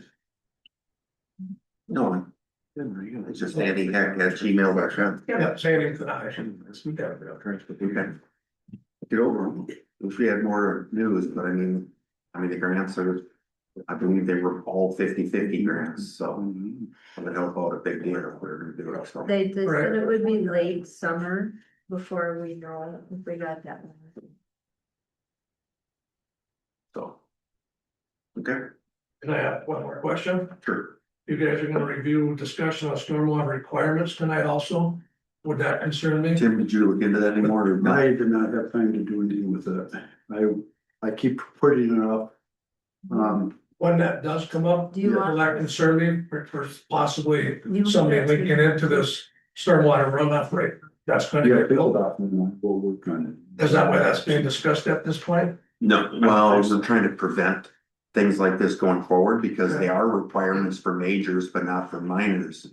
So, and the interesting thing is, it's. When you do it for one, you gotta do it for all. You can't pick and choose who you gotta push the requirements on. So we need to make sure that we have the proper authorities to do it. St. Joe has done it, but they have their own zone. So it makes it a little bit different where we're through county zoning. And the county generally regulates, watershed, stormwater. So whether we go into our own county zoning, which is not in the near future, but it's probably gonna be in the future. Then you have your own authority to regulate that, so. But it's not on there just for your specific area. It's throughout the town everywhere. Oh, okay, Yeah. So, okay. okay, Concerned if that was something that's gonna be going on there on 60th Street where. No, I might No. not listen to It's that. really affect the residents in town in the future if we, so we don't run into situations like this. I mean, it's similar to like the, the storage units to the south. On 170th down there, the watershed down there, I mean, that's. I'm gonna say regulated by the county, but we need to protect the residents to the south of the road. Too, so, Right. so, Did they go through? Did he get his permit and business? yeah, Oh, he did. at the county, Oh, the county. so even though we did not approve it, he got it at the county. Oh, He's restricted on the number of units he can put in. And there's some other constraints in regards to the road and stuff like that, but. He can still keep moving forward with it if he desires. So, all right. okay, thank you. Yeah, thank you. Thank you. 205th Avenue, draw request from Total Estimating. Here you say 81,000, why when I look at the list on the draw request, it's 91.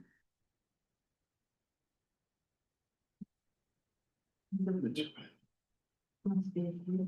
Must be. We But don't I make thought, mistakes. I'm pretty sure that he told me I 81. thought I heard 81 once too. Yeah, is that a typo?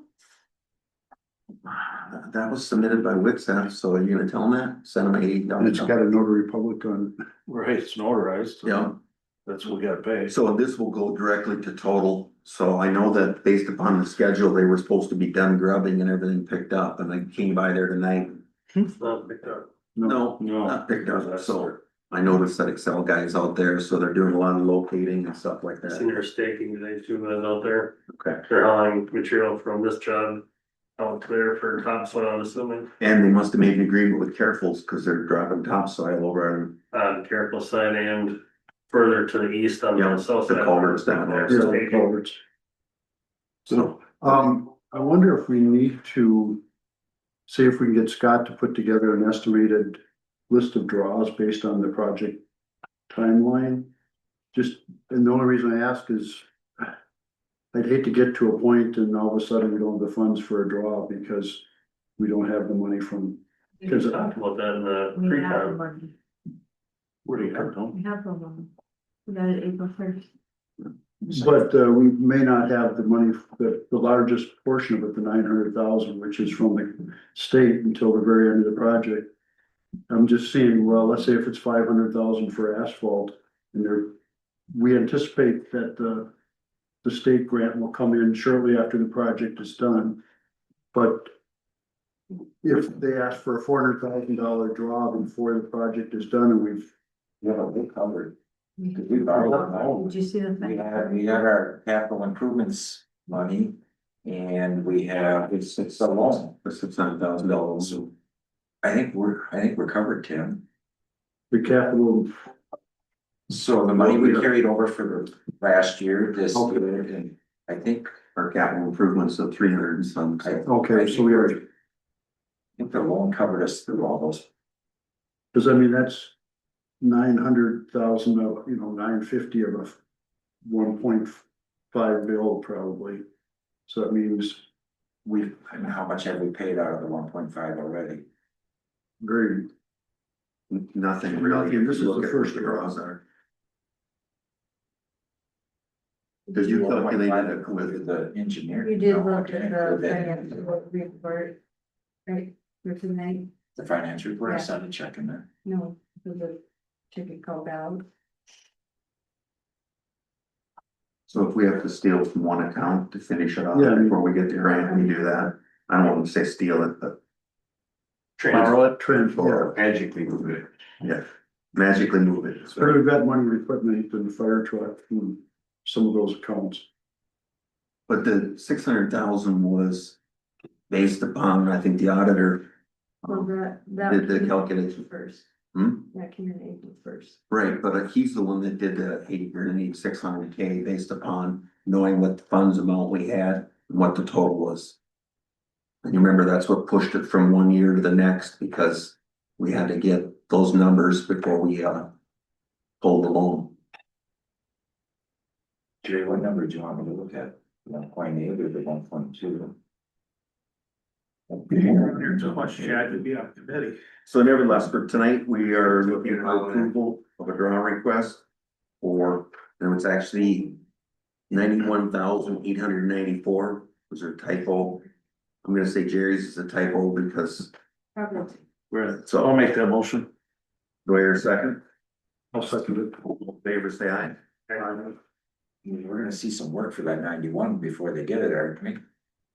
Well, if you look at what it was for, it's mostly for, Well, it's out of our control. you know, Yeah.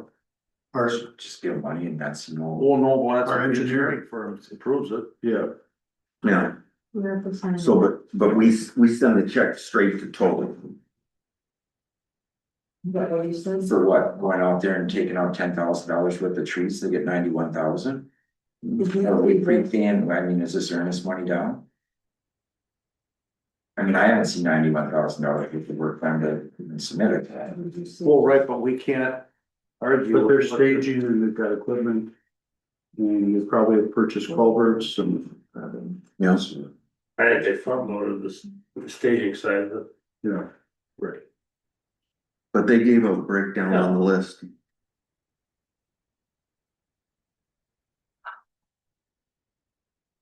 And that was all the culverts and everything are out there, so. I think we have to rely on the engine or construction engineer. To, Pretty early in the process to piss them off right away. Well, we can't question it because it's the engineer that's not even involved in the project. No. So the motion was made and seconded. All in favor, say aye. Aye. Opposed, motion passed. Could we get Sure. Jeff to provide us an update on 205th each month until it's done?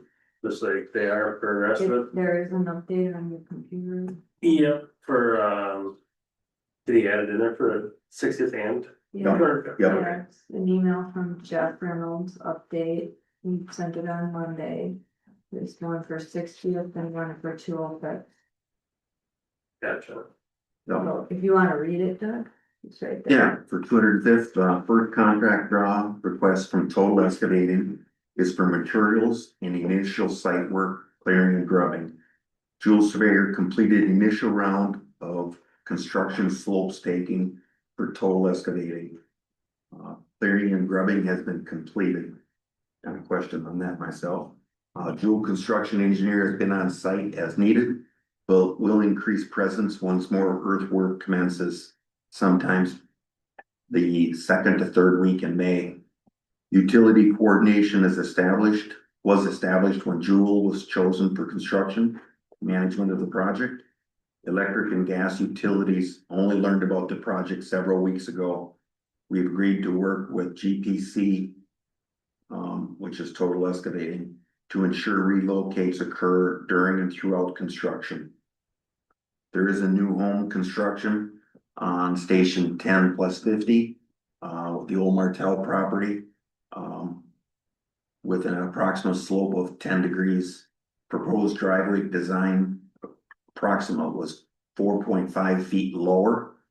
Project will likely need to work with the new homeowner to resolve the driveway issue. So the driveway doesn't meet the requirements right now, but if I'm not mistaken, we knew that was gonna be a concern. We're probably gonna have to grade back into the property, so, and they've got lots of room there, so whatever we need to move. Now, the interesting thing is that I have a copy of the letters that went out to all the utility companies that MSA had sent out back in November, and that was that Mike Sincata. So they did know. Whether or not, you know, letter didn't get to the right person. Right. yeah, so. Okay. Also, if you wanna just note Hillside Estates final asphalt lift. You know. So on Hillside, that's Al Woodstock subdivision, the final asphalt lift and shouldering is currently scheduled for the week of May 25th, depending on weather and the opening of the asphalt plants. So I assume at the June meeting. You probably are gonna want the resolution to accept the road, correct? Yeah, If it's, if they're done in May. if they get it all Well, inspected. they have to have shouldering and everything done. Yeah, so I don't know if they'll have it ready. They may not have it ready. Maybe July. So we have to do a resolution to formally accept the road as a town road. But that, okay for that has to come from Joel. Okay. Well, they better be inspecting them, so, Yeah, and then of course he'll want probably your bond back. yeah, or not all, that we No, still keep. except for the 10%. guarantee for, yeah. Okay. Next discussion on stormwater, we're gonna table that for tonight, Tim? Yeah, Okay. Just keep moving through here. Transportation and Facilities Committee. Equipment update, considering adding geotabs to the tractors. we did not add them when we put them on the trucks because of their seasonal. But I think Jason made a good comment. The two big things we do are snow plowing and mowing. So having visibility to the hours on the tractors where they're going. And just, checking faults and things like that probably isn't a bad idea. And are we monitoring geotabs periodically? I'm not monitoring the program itself, I mean, not verbally and chatting with the guys, but I think just to Tim's point, I mean, even if we take them out of the pickups, I mean. I'm not, if it's a cost thing, I just assume pull from the pickups and put them in the tractors for mowing, I mean, that's what we wanna see what's. Can they be done. moved like that easily? I don't think we can because they're different connectors and stuff. And they put them in at no cost. And provide all the equipment to get in there, so they convert from one to another. Do you know what the cost is per They year? go into the OBD or they It's go like in? $100. I have no idea. Right. So it's probably, I think we got, Or you should just reach down and plug it, but GM, with So- forward and the tractor's gonna be different. That's Some of them can't unplug, they're wired right in. They just sit drive them and they get caught. what was the cost per, It's around 100 per. I wanna say it was $20 a device. per month? Yeah, Yeah, Shane, you still get reports? Can't hear you. What would they say this month, Shane? I get, the reports I get right now are basically the service. Safety and service. I don't have anything on where they've been and I'm not following that. It's just if there's any engine faults or anything like that, and they've been pretty good. I think we did talk about getting some additional training because Jason wasn't available, so we'll set some up and. There's more to it. We just need to tap into some of the things that they can do. So I think a second training session would be helpful. I think 2 parts I'm interested in is A, how long it's taken us annually to do a round of mowing so we can plan for other projects. And B, it protects the guys if we hit a mailbox and the customer calls, resident calls, we can say we weren't even mowing that road that day or what have you. So I think it's just twofold for us. It's proactive versus. As long as we're using, I know over the winter, I think Lenny, you have been in to see how we're plowing. So, I mean, I think it's a good planning tool for us, not a babysitting tool. Right. That's why I want to, let the guys in on it on their computer too, so they can see what's going on and how it works and. I mean, Joe dug into a few things that you weren't able to dig into, so it was good for Joe to be able to call you, hey, Tim, what fault do I have? He should just be able to pull it up on his computer himself too, and he dug into it a little deeper and found a couple codes that were somewhere else that. You didn't notice, and then he was able to call forward and find out, hey, what was this? Well, I've got one project that I need to do because we need to get them.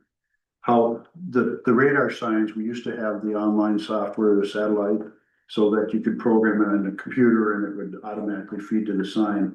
So I've got to get the information on how they can bring it into the shop, bring their computer and hook up to it and do the things they would have otherwise done online or via the satellite.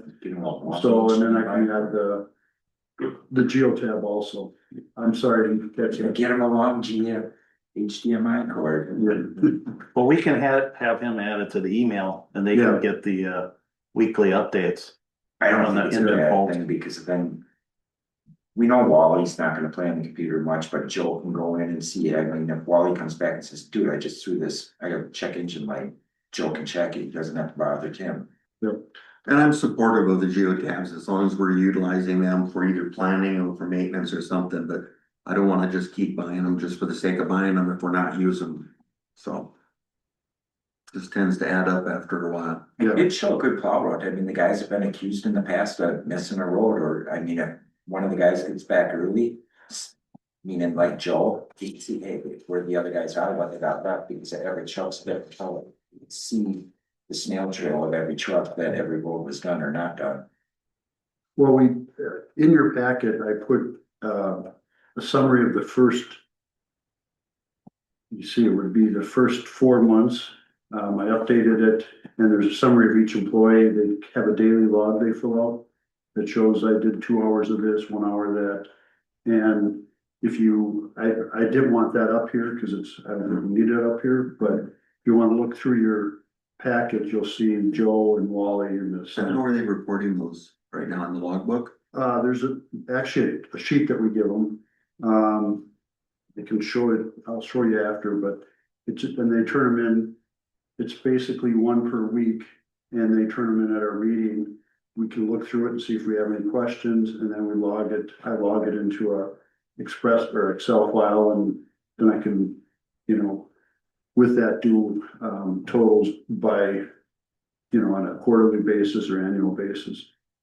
Last year, we did it last year, and it was. I think the nice thing about this is we talked about logbooks, but I think nobody ever followed through on those, and they were used once in a while, and I think after a while they just went by the wayside, and I don't think they ever took off. We're getting some good numbers for what we're categorizing, Right. you know, I mean, just equipment maintenance. The one place got 150 hours of maintenance, well, okay, now let's have conversation, what are we doing 150 hours worth of maintenance on in the season? Do we need to look at fixing it, or is it a multiple pieces of equipment or not, Road maintenance, it's 103 hours.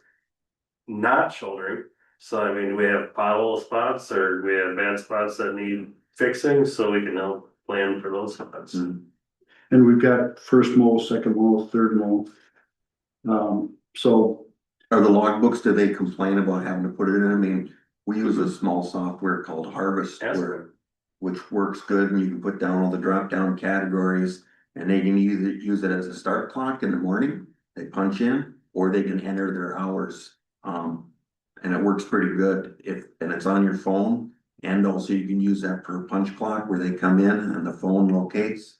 So if there's a question, now the thing is, you gotta be savvy enough to be able to use it on your phone or on the computer. So I don't wanna create more of a burden and where people can't figure it out, but I it was a think pretty simple program. Right, this seems to be working. Yeah, I mean, they realize that we are looking at these monthly. We have a record of this, we're gonna keep it, we can look at the log. If there's ever a question, you've got. I mean, for instance, you wanna know how much time they spend on mowing. Well, we'll know what the hours say for mowing. If we put the geotab on the tractors, we can also look at those hours and see how they match up. They burning, right? That would have been nice for that one snow event where all 4 trucks, Jason went out and everything was out.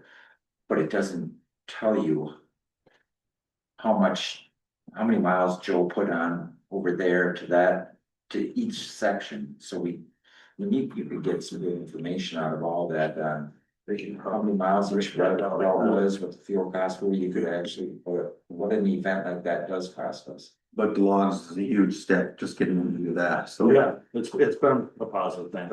Good. Okay. So are you gonna look into it, or you have the quote on it already, Ken? I guess at this point, I just asked for approval to contact them and say we'd like to add it to the 2 tractors, and I'll work with the 2 guys, Wally and Joe, let them know that we're doing it, and they can schedule their time to do it. you know, we'll have to get information on what those tractors are and how they're connected. you know, And I don't know exactly what the amount is, but it's, I think 20 or 25 a month, something like that. we'll call for a motion for pursuing getting quotes for geotabs for the tractors. And then once you have those dollar amount, we'll bring it back to the meeting, or do you want to do it right away? You know, we're gonna start mowing pretty soon, it'd be nice to, So then we'll otherwise- call for a motion to approval and it's $20 a device, so you're gonna get 2 more devices? yeah. Not to, I'll make a motion not to exceed $300, it is what it is. Cause you have the installation on there, or was it free installation? Free installation. Where'd you get $300? Well, they were saying 20, and then if you say 20, it comes back at 80, and then they come back, no, you know what, let's make the motion, per month. do it, 300 per month? no, just to get it in there and get it done. And we'll make a point of evaluating it after a year. We're basically once we do that, we're committed to a year Okay, because they've got to recover their costs for installing the equipment. you know, Then we can say, is it still of value? Are we using the information that we get out of it? you know, good. So then you made a motion not to exceed, Just to do it. do I hear a second? Tim seconds, all in favor, say aye. Aye. Opposed, motion passed. Okay, road updates, consider location list for radar signs and updating programming. And that was just I think, we talked about putting it on 60th, around 205th, so we can start monitoring some stuff, and there's some areas, probably 45th and 38th are always ones that are nice to have it on, because it's a heavily traveled road, so I don't think, we're gonna be doing that, so. And I'll make sure. Also, a little bit with the road project this year, based on traffic flows. Yeah. What's updating the programming mean? You have to, that's where we can't just go to our computer and update them, we've gotta learn how to take the information in the computer and transfer it to the device, because it's not connected via satellite anymore. So you update the programming, you're putting in their location and the speed limit of the road, and at what point does it start flashing, and, you know, the lights will start flashing at maybe 5 miles over, and then maybe the sign starts saying the speed limit starts flashing after 10 miles and over, so there's some things you can do. Speed. Yeah, okay.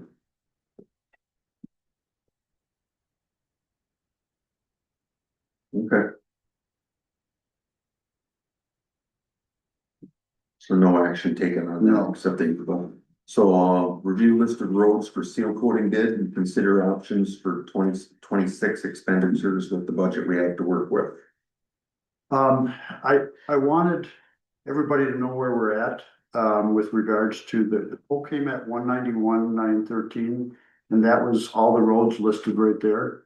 But I wanted to kind of look at where we are with our budget so far this year, because if you look, expand this a little bit, you can see that, we have to put a request into the county as far as how many days of AMZ work we're gonna have. And last year we spent about 25,000, so I took those amounts out of the budget just to see where we're at. They quoted at 5,000 a day. I think Joe or Wally talked to the county and said, well, that's really on the high side, it's probably not that much. So this 50,000 might be 30 or 35 or 40,000, somewhere in that area. These were some of the things we've purchased so far. Screen sand is what we use when we're it's mixed with the salt. So far this year, we spent about 9,700 on salt. Last year, we spent about only 5,000. Trap rock was 37, and that's for doing those roads that we talked about. And then we've got 191, which is the quote from Farner. If you look at that, that comes up to 292,094. We have a $300,000 budget, and that doesn't even include any of the gravel. You can see North 40 Resources was 7,000 last year. Milestone Materials, you know, so there's some miscellaneous things. So we're probably, if you add in the miscellaneous that's already been paid for, we're probably at 300,000 if you project what we're going to be at. I also looked at our revenue, basically the capital projects. And we have 600,000 coming from the loan. The Tri-D award was 895, 712. Capital road budget for this year's 269. So that comes out into 1765, 237.68. Look at what the expenses are. We got 1465. There's the cyclone fence, 4100. Construction engineering's 36.5. There was some staking. So far, we had spent 2,300, but that's probably gonna go up. Design revisions, we don't know what that'll be. You know, that may have been, that's already been paid for. It was hard to tell from the memos whether or not that was, but I think that was for 205th. And then we had 60th Street expenditures so far this year, about 8,000. So our expenditures projected for this year, and this is based on only what we've spent so far, we're at 1518. So there's a difference between the revenue we have with those three categories of, you know, there's probably about $250,000 in excess. I'm not saying to spend that all, but I guess I wanted to let you know that what we'd like to do is proceed with that list, knowing that we probably will go over the 300,000. And the other thing to keep in mind is that the crew right now is not, you know, they don't have any big projects to work on, so they're doing some, we widened a road over I think they widened part of a ditch over at St. on Skull Camp Road that Lenny had seen. We've also got a couple of dead end roads where it would make sense to do some turnarounds on them. Like there's one in the Green Acres development, which all the crew that's done plowing, it's a problem. So we're gonna spend more money on gravel and other things to keep them working this summer. Because we really limited the projects they can work on because of this large one. So, you know, potentially we have the ability to probably be 10 to 15% over budget. And I just wanna make the board aware of that. And if there's some flags here that says, no, we can't do that, then we need to cut back on the road we're gonna do this year for chip seal. But I think we all feel strongly, at least on the transportation committee, that and we can chime in, is that the chip seals saves a lot of our roads, and we haven't even touched some of the roads that were done in the last 2 years. Like for instance, White Pine probably should be done, Rice Lake Road, that was repaved. So there's, you know, there's a lot of roads that need to continue to be chip sealed, and if we don't proceed with that list as it is, we're probably gonna start getting behind on chip sealing. Maybe Shane and Jason can speak to that. Yeah, no, I mean, I don't think we wanna cut back on the maintenance part. And I know that what you're referring to in regards to, not cutting back on that, but that doesn't generate any more work for a road crew. And right now we farm everything out, so there's less and less for a road crew to do. We got the county doing our AMZ, we've got, you know, total doing our 205th. So I mean, there isn't a ton of things that they can do besides mowing, or shouldering. So. Do you want them to mow Parnell Prairie? I mean, You're gonna do a lot more for. well, no, I don't know, I mean, I Just could, the trails and stuff. yeah, I mean, I could do around the pavilion, I don't know, I'm just saying if there's, When they go in there. I don't. Like he can do the big part of the prairie, but I don't think he can do the trails while he said it. Kind of wide. Right, well, that's fine, I was just trying to So, think but different. it'd be nice to find some other projects for them to do and not just find work and then have to farm it out. You know, like no different than the maintenance. Did we end up hiring Town Landry to come in and do chase strands, or who did that? I'm not sure who. I haven't seen a bill, so I didn't. No, But our equipment was too big, I mean. It is done from what I heard, I mean, they can do some brushing, I mean, I think what Tim's saying is we're trying to do projects without spending a lot more money. right. Projects like they just did for the last 3 days. Didn't, other than Schmidt's going out there today, Fuel, it didn't cost us nothing, and it is. I mean, Todd Peterson, I talked to him, he loves it. And I feel a lot better that it's done, because if somebody went off the road by 6 inches right there, they were going over it. And we had all the material. It didn't cost us anything but Tommy Boyle, $200-300 in gravel. So They just widen the shoulder, what they do.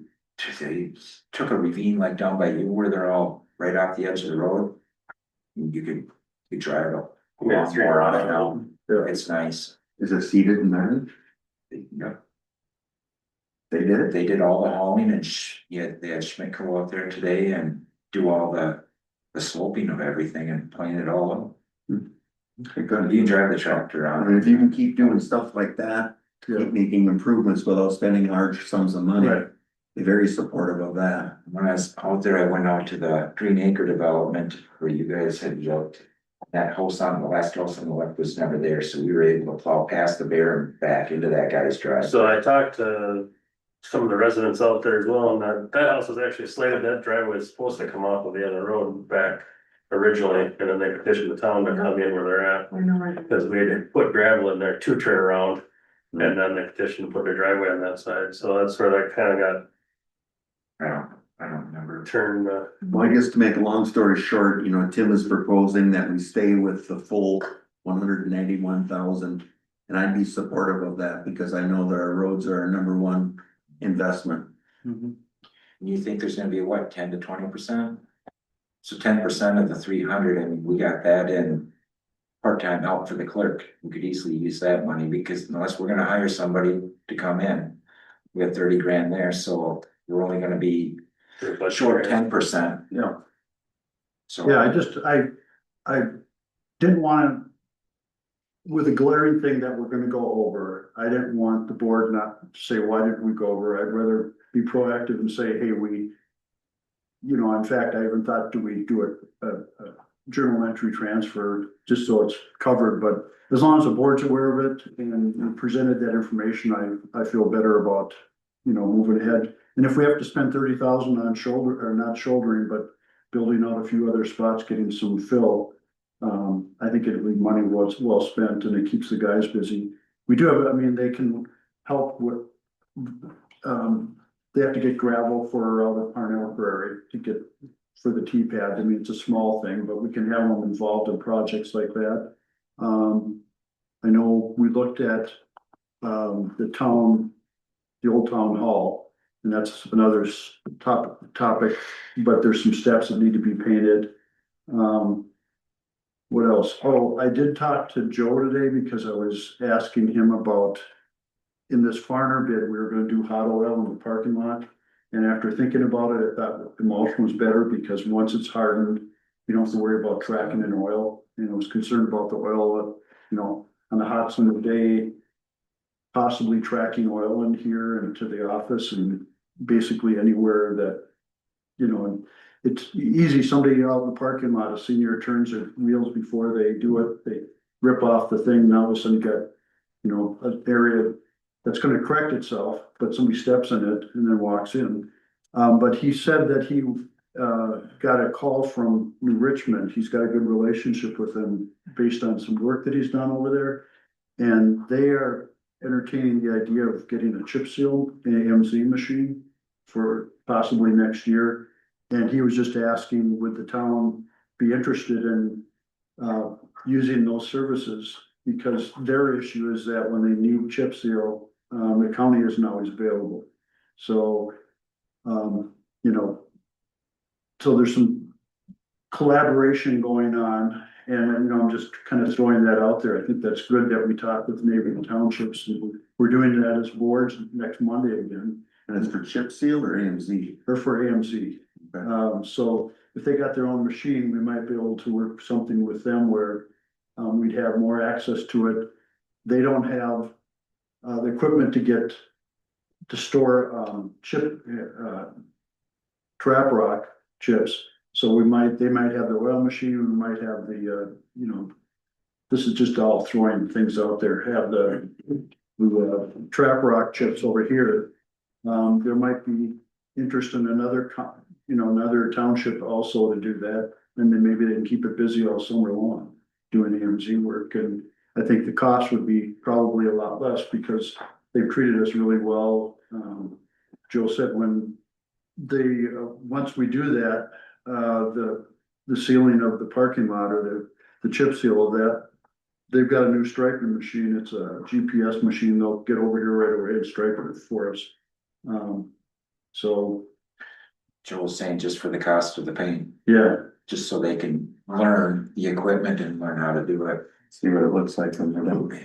But I'm in agreement with doing emulsion oil on the parking lot. Are you thinking about going right up to the building with it? You changing well, right now, Joe's talking to Farner to find out if they can do the work since they already have the bid for this. it? So we're supposed to be coming.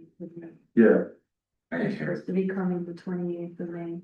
And was the parking lot on the original list? it was on the list, yeah. Okay. 28th of May to do all the seal coating. Now, the thing is, that's different equipment, I think. It is. Different tanks, so it's, Yeah. and if you're So paying for relocating equipment. Cause We we've got, haven't come out with one truckload. I mean, there's a lot of oil in one of those trucks. I mean, the rocks we're are all waiting to the see. same. we're waiting to see if they'll, I mean, I said, you know, if it's 1,000 or two more for doing that, it's worth it. Otherwise, we can check with the county. I was gonna check with the county, but since they won the bid, I wanna give them the first chance to be able to do it. You're looking for cheaper ones, you're not looking for more expensive ones. are you changing it to remote? Well, we don't know our goal. But our goal is to change it to emulsion, but we don't know if we can. Cause we have to have somebody do it. If you took it off burner and then had the county do it. But we're waiting to see what Farner's gonna charge first. The county told the guys last year they can't pave. I mean, they can't pave, and that was somebody else saying something, but it might be iffy on the seal coating of a parking lot too. I'm guessing that the answer to one is no, the answer to the other one's probably gonna have to be no too. What? As So far they as can't work town for the town parking, in the town parking lot. Just roads. Yeah, Right, they did say. Yeah. okay, well, let's take a step back here and get approval of the seal coating.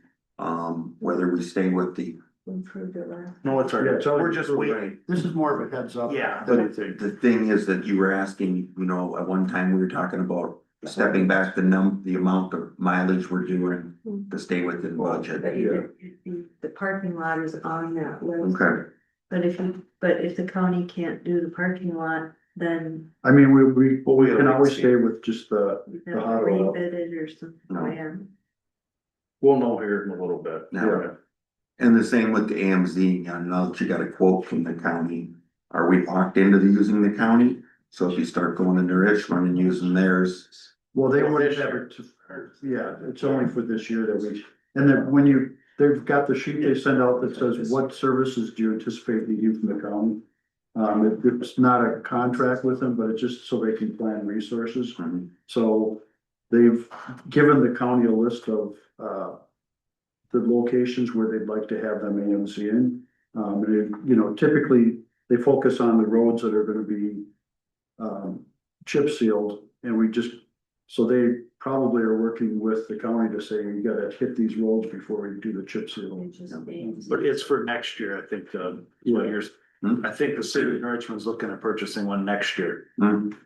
So that'll be a little okay, different. Tim, your numbers are gonna be off too, because the county just went out and did a lot of AMC in from last winter's blowouts. Potholes. no, We don't have that number back yet either, do we? no, Well, they just. Well, just Couple days. last year we spent 24,000. That's what. yeah. And just in regards to the 205th, be very careful about saying there's gonna be a lot of excess funds. No, And I don't know if on that, the staking on 205th, if that was the stuff that MSA didn't do. Okay. I just- Jerry, if you want help, you need help. Just because I said there was some money there, we're halfway through the year, we may not have the full amount, but we have half of that amount, that's that person we bring in is gonna cost a lot more. All you gotta do is say when you're ready for someone to come in and. So it wasn't, He wants to start doing ditches. she wants to start mowing, you wanna jump in the tractor? Heard all this stuff. Yeah. I would like to be able to Headset and mowing the tractor. Yeah, tell you what's stressful. okay. So no changes there, and thank you for presenting on the numbers there, Tim. So you're just gonna make that decision on the parking lot when we get those. Yeah. Correct. So Old Town Hall maintenance, I did get a call from Bill too, that said the whole front is really peeling.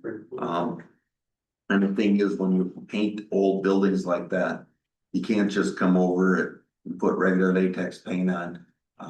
If I'm not mistaken, they did use an oil-based paint and they went in and thinned it down with mineral spirits, so they did get some penetration and everything.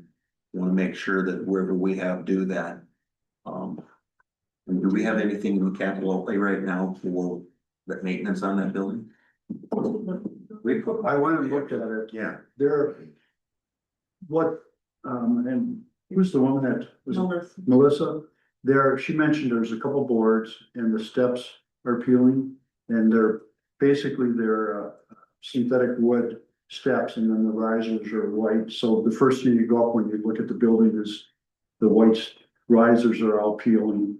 So we talked to Joel and Wally about working with the paint distributor like Sherwin-Williams and say, what do we need to do to paint this? Cause I think it's actually green treated wood and it's hard to get paint to stick to that.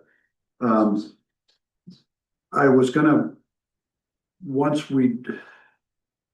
and this kind of relates to, we got a quote from the fire hall, and they had a quote for doing the soffit and other things like that, but also to paint the doors. And then we realized that some of the doors are rusted through. The fire department main door is rusted through on the bottom. And I didn't want to talk to the paint company to say, I didn't want to talk to them until we made some decisions on what we were gonna do with the painting, because the company, I'll probably ask them after we make a decision on who's gonna do the painting or what we're painting. I'll talk to them about giving us a quote for doing the front of the building. But, you know, it's where do you start on that thing? Do you scrape it all off and start over? On the front of the old town hall. Who painted it last? Somebody painted it since we've been on the board. I looked at it today when I mowed there, it's not that bad. No, I mean, There's years left in it. yeah, The steps, yeah, the guys, I mean, that's a project they can do. yep. But I looked and she said something about the spindly things, they're not that bad. There's time Is there. there any, There's some siding up about 10 yeah, feet that need to be nailed back down. Right. So And there are some big bubbles in the paint, but Does Galen Schilling still do anything? He does the wood, I don't think he does painting though. But our town guys can do that. Yeah. As far as the stuff way up high, I remember him going up there and redoing a lot of that. Yeah, game? Galen, It's fine for that now. was 10 years ago, 5 years ago. that's what I say, that's if he was still doing it. Yeah, he's had some health issues and And the only thing we talked about too in the meeting was on those front doors where they're starting to rot through, I mean, we could get 12 inches, 16-inch like kick plates out of diamond plate or something, put on there, buy us some time, just cause obviously we're a tight budget with what's going on, so. I know Tim's gonna talk about, I believe, some new doors, but they're pretty expensive, but I just thought if we did that before or after we paint, it would dress it up a little bit and you wouldn't have the rust, I guess. And it would buy us a few years, I believe. one, I think there's about a $25,000. I'd have to look at the budget sheet again. But for the maintenance of this building, you know, which includes improvements. So we do have money set aside for capital improvements to the building. You know, we put in heaters, we do, you know, we've got some things that we do on an annual basis. I want to say it was 24,000. Mm, 9,800 Okay. for this year. do you have your checklist of items that you guys, or do you review that? We spent Of things you wanna do? Well, I believe this just. Just do, but I mean, Right. What else were we talking about? Well, I think we did a walk through the building. We've covered just about everything on there. It was, you know, the unit heaters, it was taking out the old furnace. Garage door. Yeah, Yeah, checking, well, I think we're doing garage doors at least every year. if are we not- doing PMs on them then? Yeah, we have the there's a company that comes out and checks the rollers and everything. Yeah, so we have Troy come on and do the, You know, that was kind of one of the last thing, there was some issues with some open spots where birds were nesting and the paint on the back of the soffit was peeling. So we've kind of hit that list. I mean, we could, obviously, there's a couple unit heaters that are older in the fire hall, but, we replaced one of them, I believe, wasn't Yeah, yeah, The one right above the office looks leaking. yeah, the office one just died, that wasn't really part of your plan, but yeah, the other one where the hanging resonance got replaced. it? Yeah, the middle one, I think, Over the little rescue pickup there. yeah. They've all been replaced since I've been there, one point, it's scary part. Are you guys all replaced all of that? I just ran that. Okay. So all those are different? Uh, so yeah, I mean, we're doing our best. I'm not sure on the new doors this year, but like I said, I think the kick plates will buy us some time. Tim, I may not have heard you, what about the doors and the frames around the big doors over there? I mean. All the service doors, they all need. The frames themselves all need new paint, it's all flaking and peeled and faded off, On the bullshit. yeah. I don't think they addressed the full shed. And I then- mean, that's something maybe the crew could do even. Right, it's low to the ground. Yeah. Right. And it's not, That's it's something you visible. guys can just go pick up a gallon of white paint and paint it themselves. Right. I mean, if they're gonna get primer and paint for those whites, for the steps, they can do that at the same time. Get the paint for That that. would be a good project for them, I think. Yes. Uh, So what are you gonna have Wally do then? yeah, Go get it. Because he says he don't paint, he won't paint, and I can accept that. I don't wanna seal all over everything either. So, Yeah, Old Town Hall he couldn't jump maintenance. so I will, let's, Tom? once we, I can have the crew that we select to do the, painting at this town hall, fire hall, go out and look at the front and give us a quote for touching up the paint out there. You know, I don't think we wanna paint the whole thing, cause we eat up the budget in no time, so. Well, and you've got to scrape it to get a good adhesion, and like I said, it isn't. Sometimes the best salesman doesn't necessarily sell you what works, they sell you what they make money on, Yeah. so. Cause once you have old oil-based paint down there, it's hard to get anything else to stick to it. Could we look at them getting, I know they make it thin and white, like it's like a PVC that you could put over the front of the step, just Okay, the riser. the right, yeah, then you wouldn't have to paint it, you know what I'm saying? They could just. Yeah, screw it they've on. got, you can buy that at Menards, Right. probably a plastic. I know they make it thin and just put that on, then we ain't gotta worry about the steps peeling. Are the steps trucks already, or are they treated? No, they're trucks already, they actually, steps are trucks. it's just the Are they riser. trucks risers at some point? Well, that's what I'm saying, or just something thin to go right over, then we ain't gotta worry about painting them cause that's the part gets kicked and. I think we should just have a look into it, by the time they buy the paint and mess around, it's just get that and glue it on and screw it or whatever and be done. We ain't gotta worry about painting them They have again, 5 steps. yeah, very much. Yeah, I mean, 4 feet wide. Right, I think we should look into that versus, What do you call that stuff? it's like what would you call like a PVC? Yeah, Skin. Right, yeah, there you go, yeah.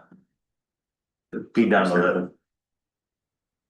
It's a good idea. Yeah, Tim, you gave me a compliment, first one of the year.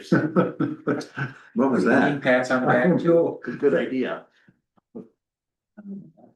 Okay, so anything else you guys wanna discuss on that? No, we can go to So you're gonna get a quote, and you're gonna get a quote on the riser speed? Correct. Okay, next, bring that up. well, do we need a, Are we just? they're just gonna buy the materials and do that. We're gonna rethink the skip, cause it's gonna be a couple $100 at most, probably less than that. Okay, next, draft emergency operations plan. Let me just, before we jump that, just one thing, I think Tim might have mistakenly missed was the single axle is gonna be going in for estimate repair service, with that head gasket leak, possible leak, that just so everybody knows that that is going in for service.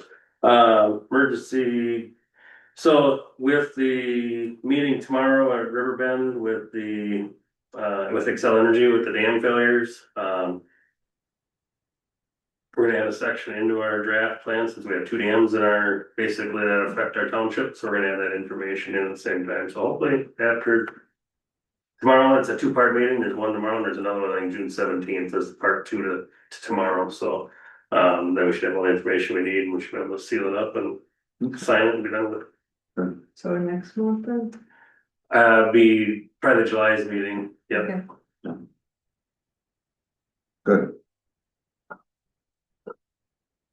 Next, consider approval of quote for painting the fire hall. This is where, are we actually looking at that now? Yeah, this is painting, Two quotes. it's painting the back fascia, scraping and painting that. I can. The north side of the building, south side of the building, Who all did you request besides her and that other one? just those two.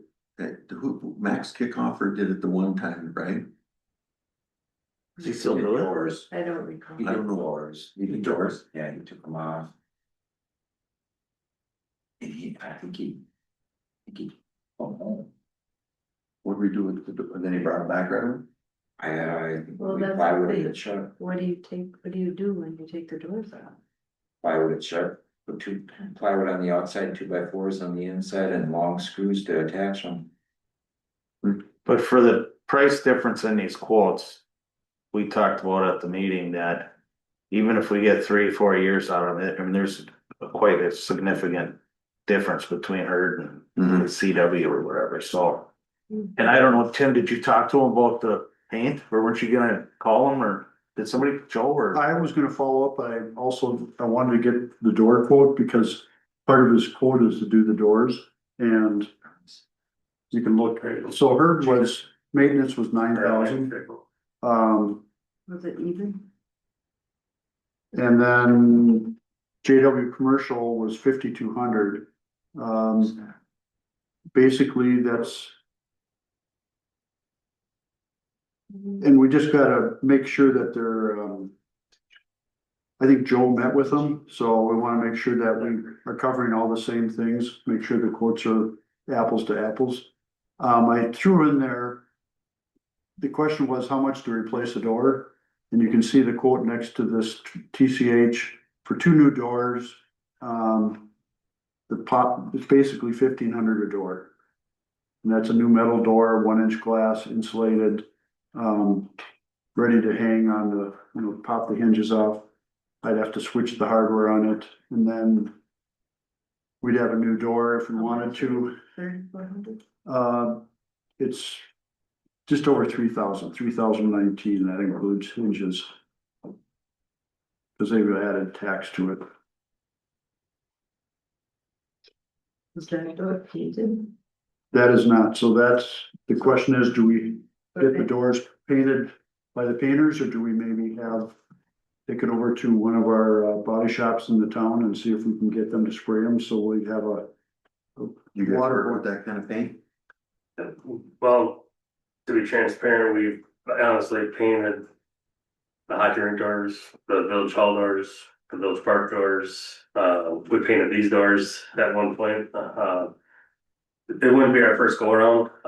We're actually doing a lot of doors for a lot of builders right now because they're finding that the commercial housing paint doesn't have UV protection to stand up, and it's failing, and people are just they're spending money on it. It's not a niche that we want to be in. That's a niche that people found is working for, is a solution for them. So, definitely give you guys an estimate for it, maybe another one just to make sure things are fair, but definitely a good option. So we basically take the 800 off of this quote. So it'd be 4,400 to paint, and then the new doors with paint. So we had roughly 7,400 plus the cost of whatever it would be to paint those doors. 3,000 for one door or for all the doors? Just 2 doors. I asked them for 2 doors, cause I think we mentioned that door and the fire door is real bad, cause it's rusting through on the bottom. We can certainly put a plate over the top if we want. you know, it's really up to what the board thinks. I guess some of the information, the door information was, you know, fresh to us. We talked about the other painting stuff at the committee, but, I guess I'd be in favor of getting the soffit and fascia painted up and band-aiding the doors for a season or two, just to help the budget. Okay, You know, doing what Shannon suggested, and, you know, everybody wins a little bit that way, but. That we were not spending an extra $5,000 right now, or $6,000, whatever it comes out to be. But. So would just, you take the 2 doors off then as well? Is that what the- yeah, this is a separate quote, and then we would go back to having him paint the doors. Just paint what's there in place. Yep. This guy painting the doors, is these people? Yes, the JR, or what is it? JW. JW, They're gonna paint them when you're in the building, right? correct. If that's what's fitting within our budget. And that's the front doors here or fire department? All- You know, I need, It only has a select amount of doors. I don't think it has every door listed. So I mean, we have, so his quote could go up a little bit. I've gotta verify what doors he had in his quote Right. and what painting he had, because he doesn't list it out with the detail that we have on the third one. 1, 2, 4 on the front, one here. What is HM doors? One on the back. Outside of HM doors. Oh, metal. 7. We're not doing the inside, are we?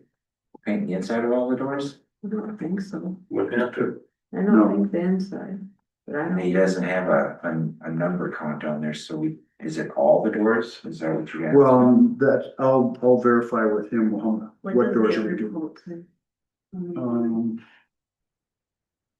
That'd be nice. He's got 7 doors on there. Yeah, 7. Must be all of them. A lot. Where's it written? Heard his quoted. And he's also got the outbuilding on there. We're looking at the other estimate. Where this one? So there's literally 10 doors. Yeah, he has them both up. He's on the herd maintenance one right now. but I think Joe remembered both of them, didn't Yeah, Yes. he Yes. walked around and gave him the same Yes, he did. information, so Probably is, over there, correct? Most likely. I would say so. he? Yes. Doesn't hurt to verify if we're not sure. Yep, no. I'll verify what his quantity is. And then do we want them to come do the insides? I mean, they're, Unless they're, these aren't. Right. I don't think they're doing I'd that. skip them. No, yeah, we want to get that. Do that when we do an interior freshen up. Right. Cause they're just rolled, aren't they? Yeah, They're sprayed or anything. and I wanna, check what kind of material he's gonna use, because if the herd quote says they're gonna use a waterborne urethane, I thought. Does that have a UV protectant in it? Water-based urethane for the doors.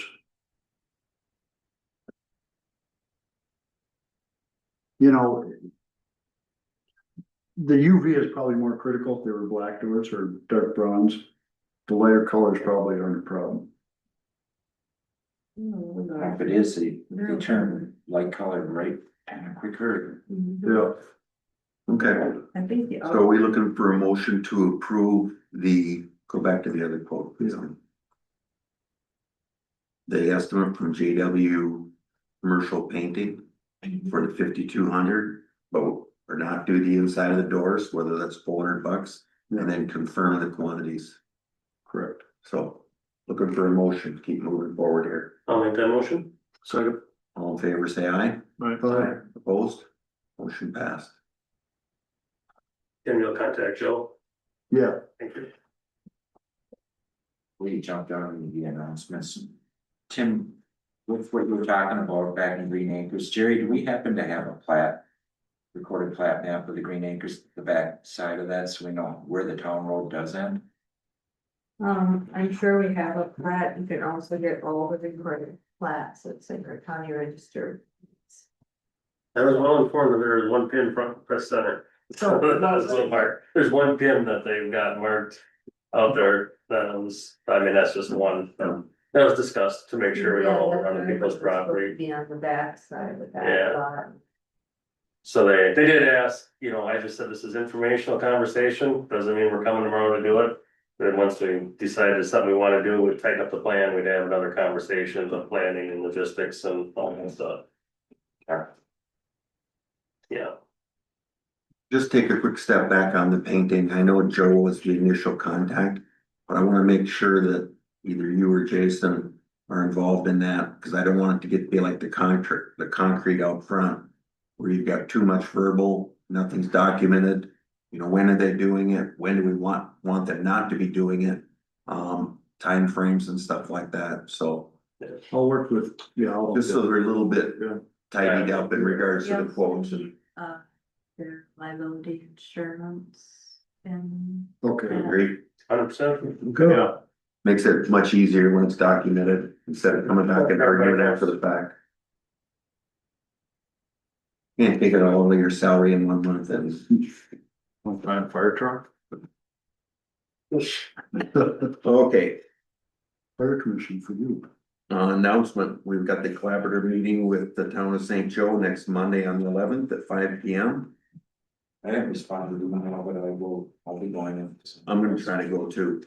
Just to let you know, I did not for the first time in a very long time get any submittals for the planning commission. Oh, So, I know, so I think we can cancel the meeting in May because I didn't get any submittals. That has happened for like a year. you should get on Oh, this is the first month, I think. Yeah, quite a few meetings. it. And then there was a meeting with the chamber on the 12th. I suppose the only. Yeah, but They're looking for someone, I don't know, they've been emailing Steve Kaufman's wife. And- Yeah, she's emailed me a couple times. So- I think that'd be a good job for the vice chair. Yeah, Is that a motion? yeah. Yeah. Paid all the big bucks. You And then I did talk to the Comcast guy, you know, they're just salesmen, they just So if explain to them anybody, the permitting process, you know, they do it all online, makes it much Right. quicker and easier. Speaking of permitting. Somebody was doing something on 150th, got a phone call from Chris. Asking if we require permits, and they went under Myers's driveway and another person's driveway, and I called Joe and I'm like, goes, well, we just kind of heard and saw about it too, and I said, and? Goes, well, and? So What do you mean, and? there's no permit, utility and company, what are they supposed to do? is it a utility company? They should have one, When you- let me know that they're doing something. Even so with the permits, like last year, they got some off of the end of 72nd at the end of the cul-de-sac and. Right, one garbage truck's gonna, where everything's sunk is, they get too close to the edge and that road's wrecked. But. So even after the permit's done, if the guys. Don't drive around and make the repair and send it to the people or contact the people that did do the borings and everything's settled in. What, how good's our permits? What? We collect a fee and. So we know who's doing it, where it is, so that if things are bad, we gotta. They're all what? Show up. Well, they don't get permits to do. Well. Who's gonna drive around and check it, or if the guys see it, who they supposed to report it They to? should work, they're myself right now, To right? the utility. For Jason. No, And then he'll. Call They up have and to find get out it who in pulled it. back. I'll tell you, the ones going under the road, or they have to dig up their stroke. Double the Those are the ones you wanna read, but if something says, we don't have many of them that are coming up in the street though. no. But the boring's under. You know, like they're doing pulling all the overhead out up by me and they're going underground everywhere up there. That's good. So hopefully they don't cut all the new fiber. Hmm. So You Won't be working from home for. You won't have. I'm fighting through. anything else? We need, pardon? You have fiber? too? Yeah. You do? Yeah. Northwest? Yeah. The government grants and pull it right to the house for free. Yeah. Dude, they should only charge you $150. They pulled it all the way to Jensen, half mile, free. Well, I must have paid for that then, so. Any other announcements, questions? I'll call for a motion to adjourn the meeting. So, second, All in favor, say aye. Aye. Thanks, everybody. Chad, you've been hanging around, what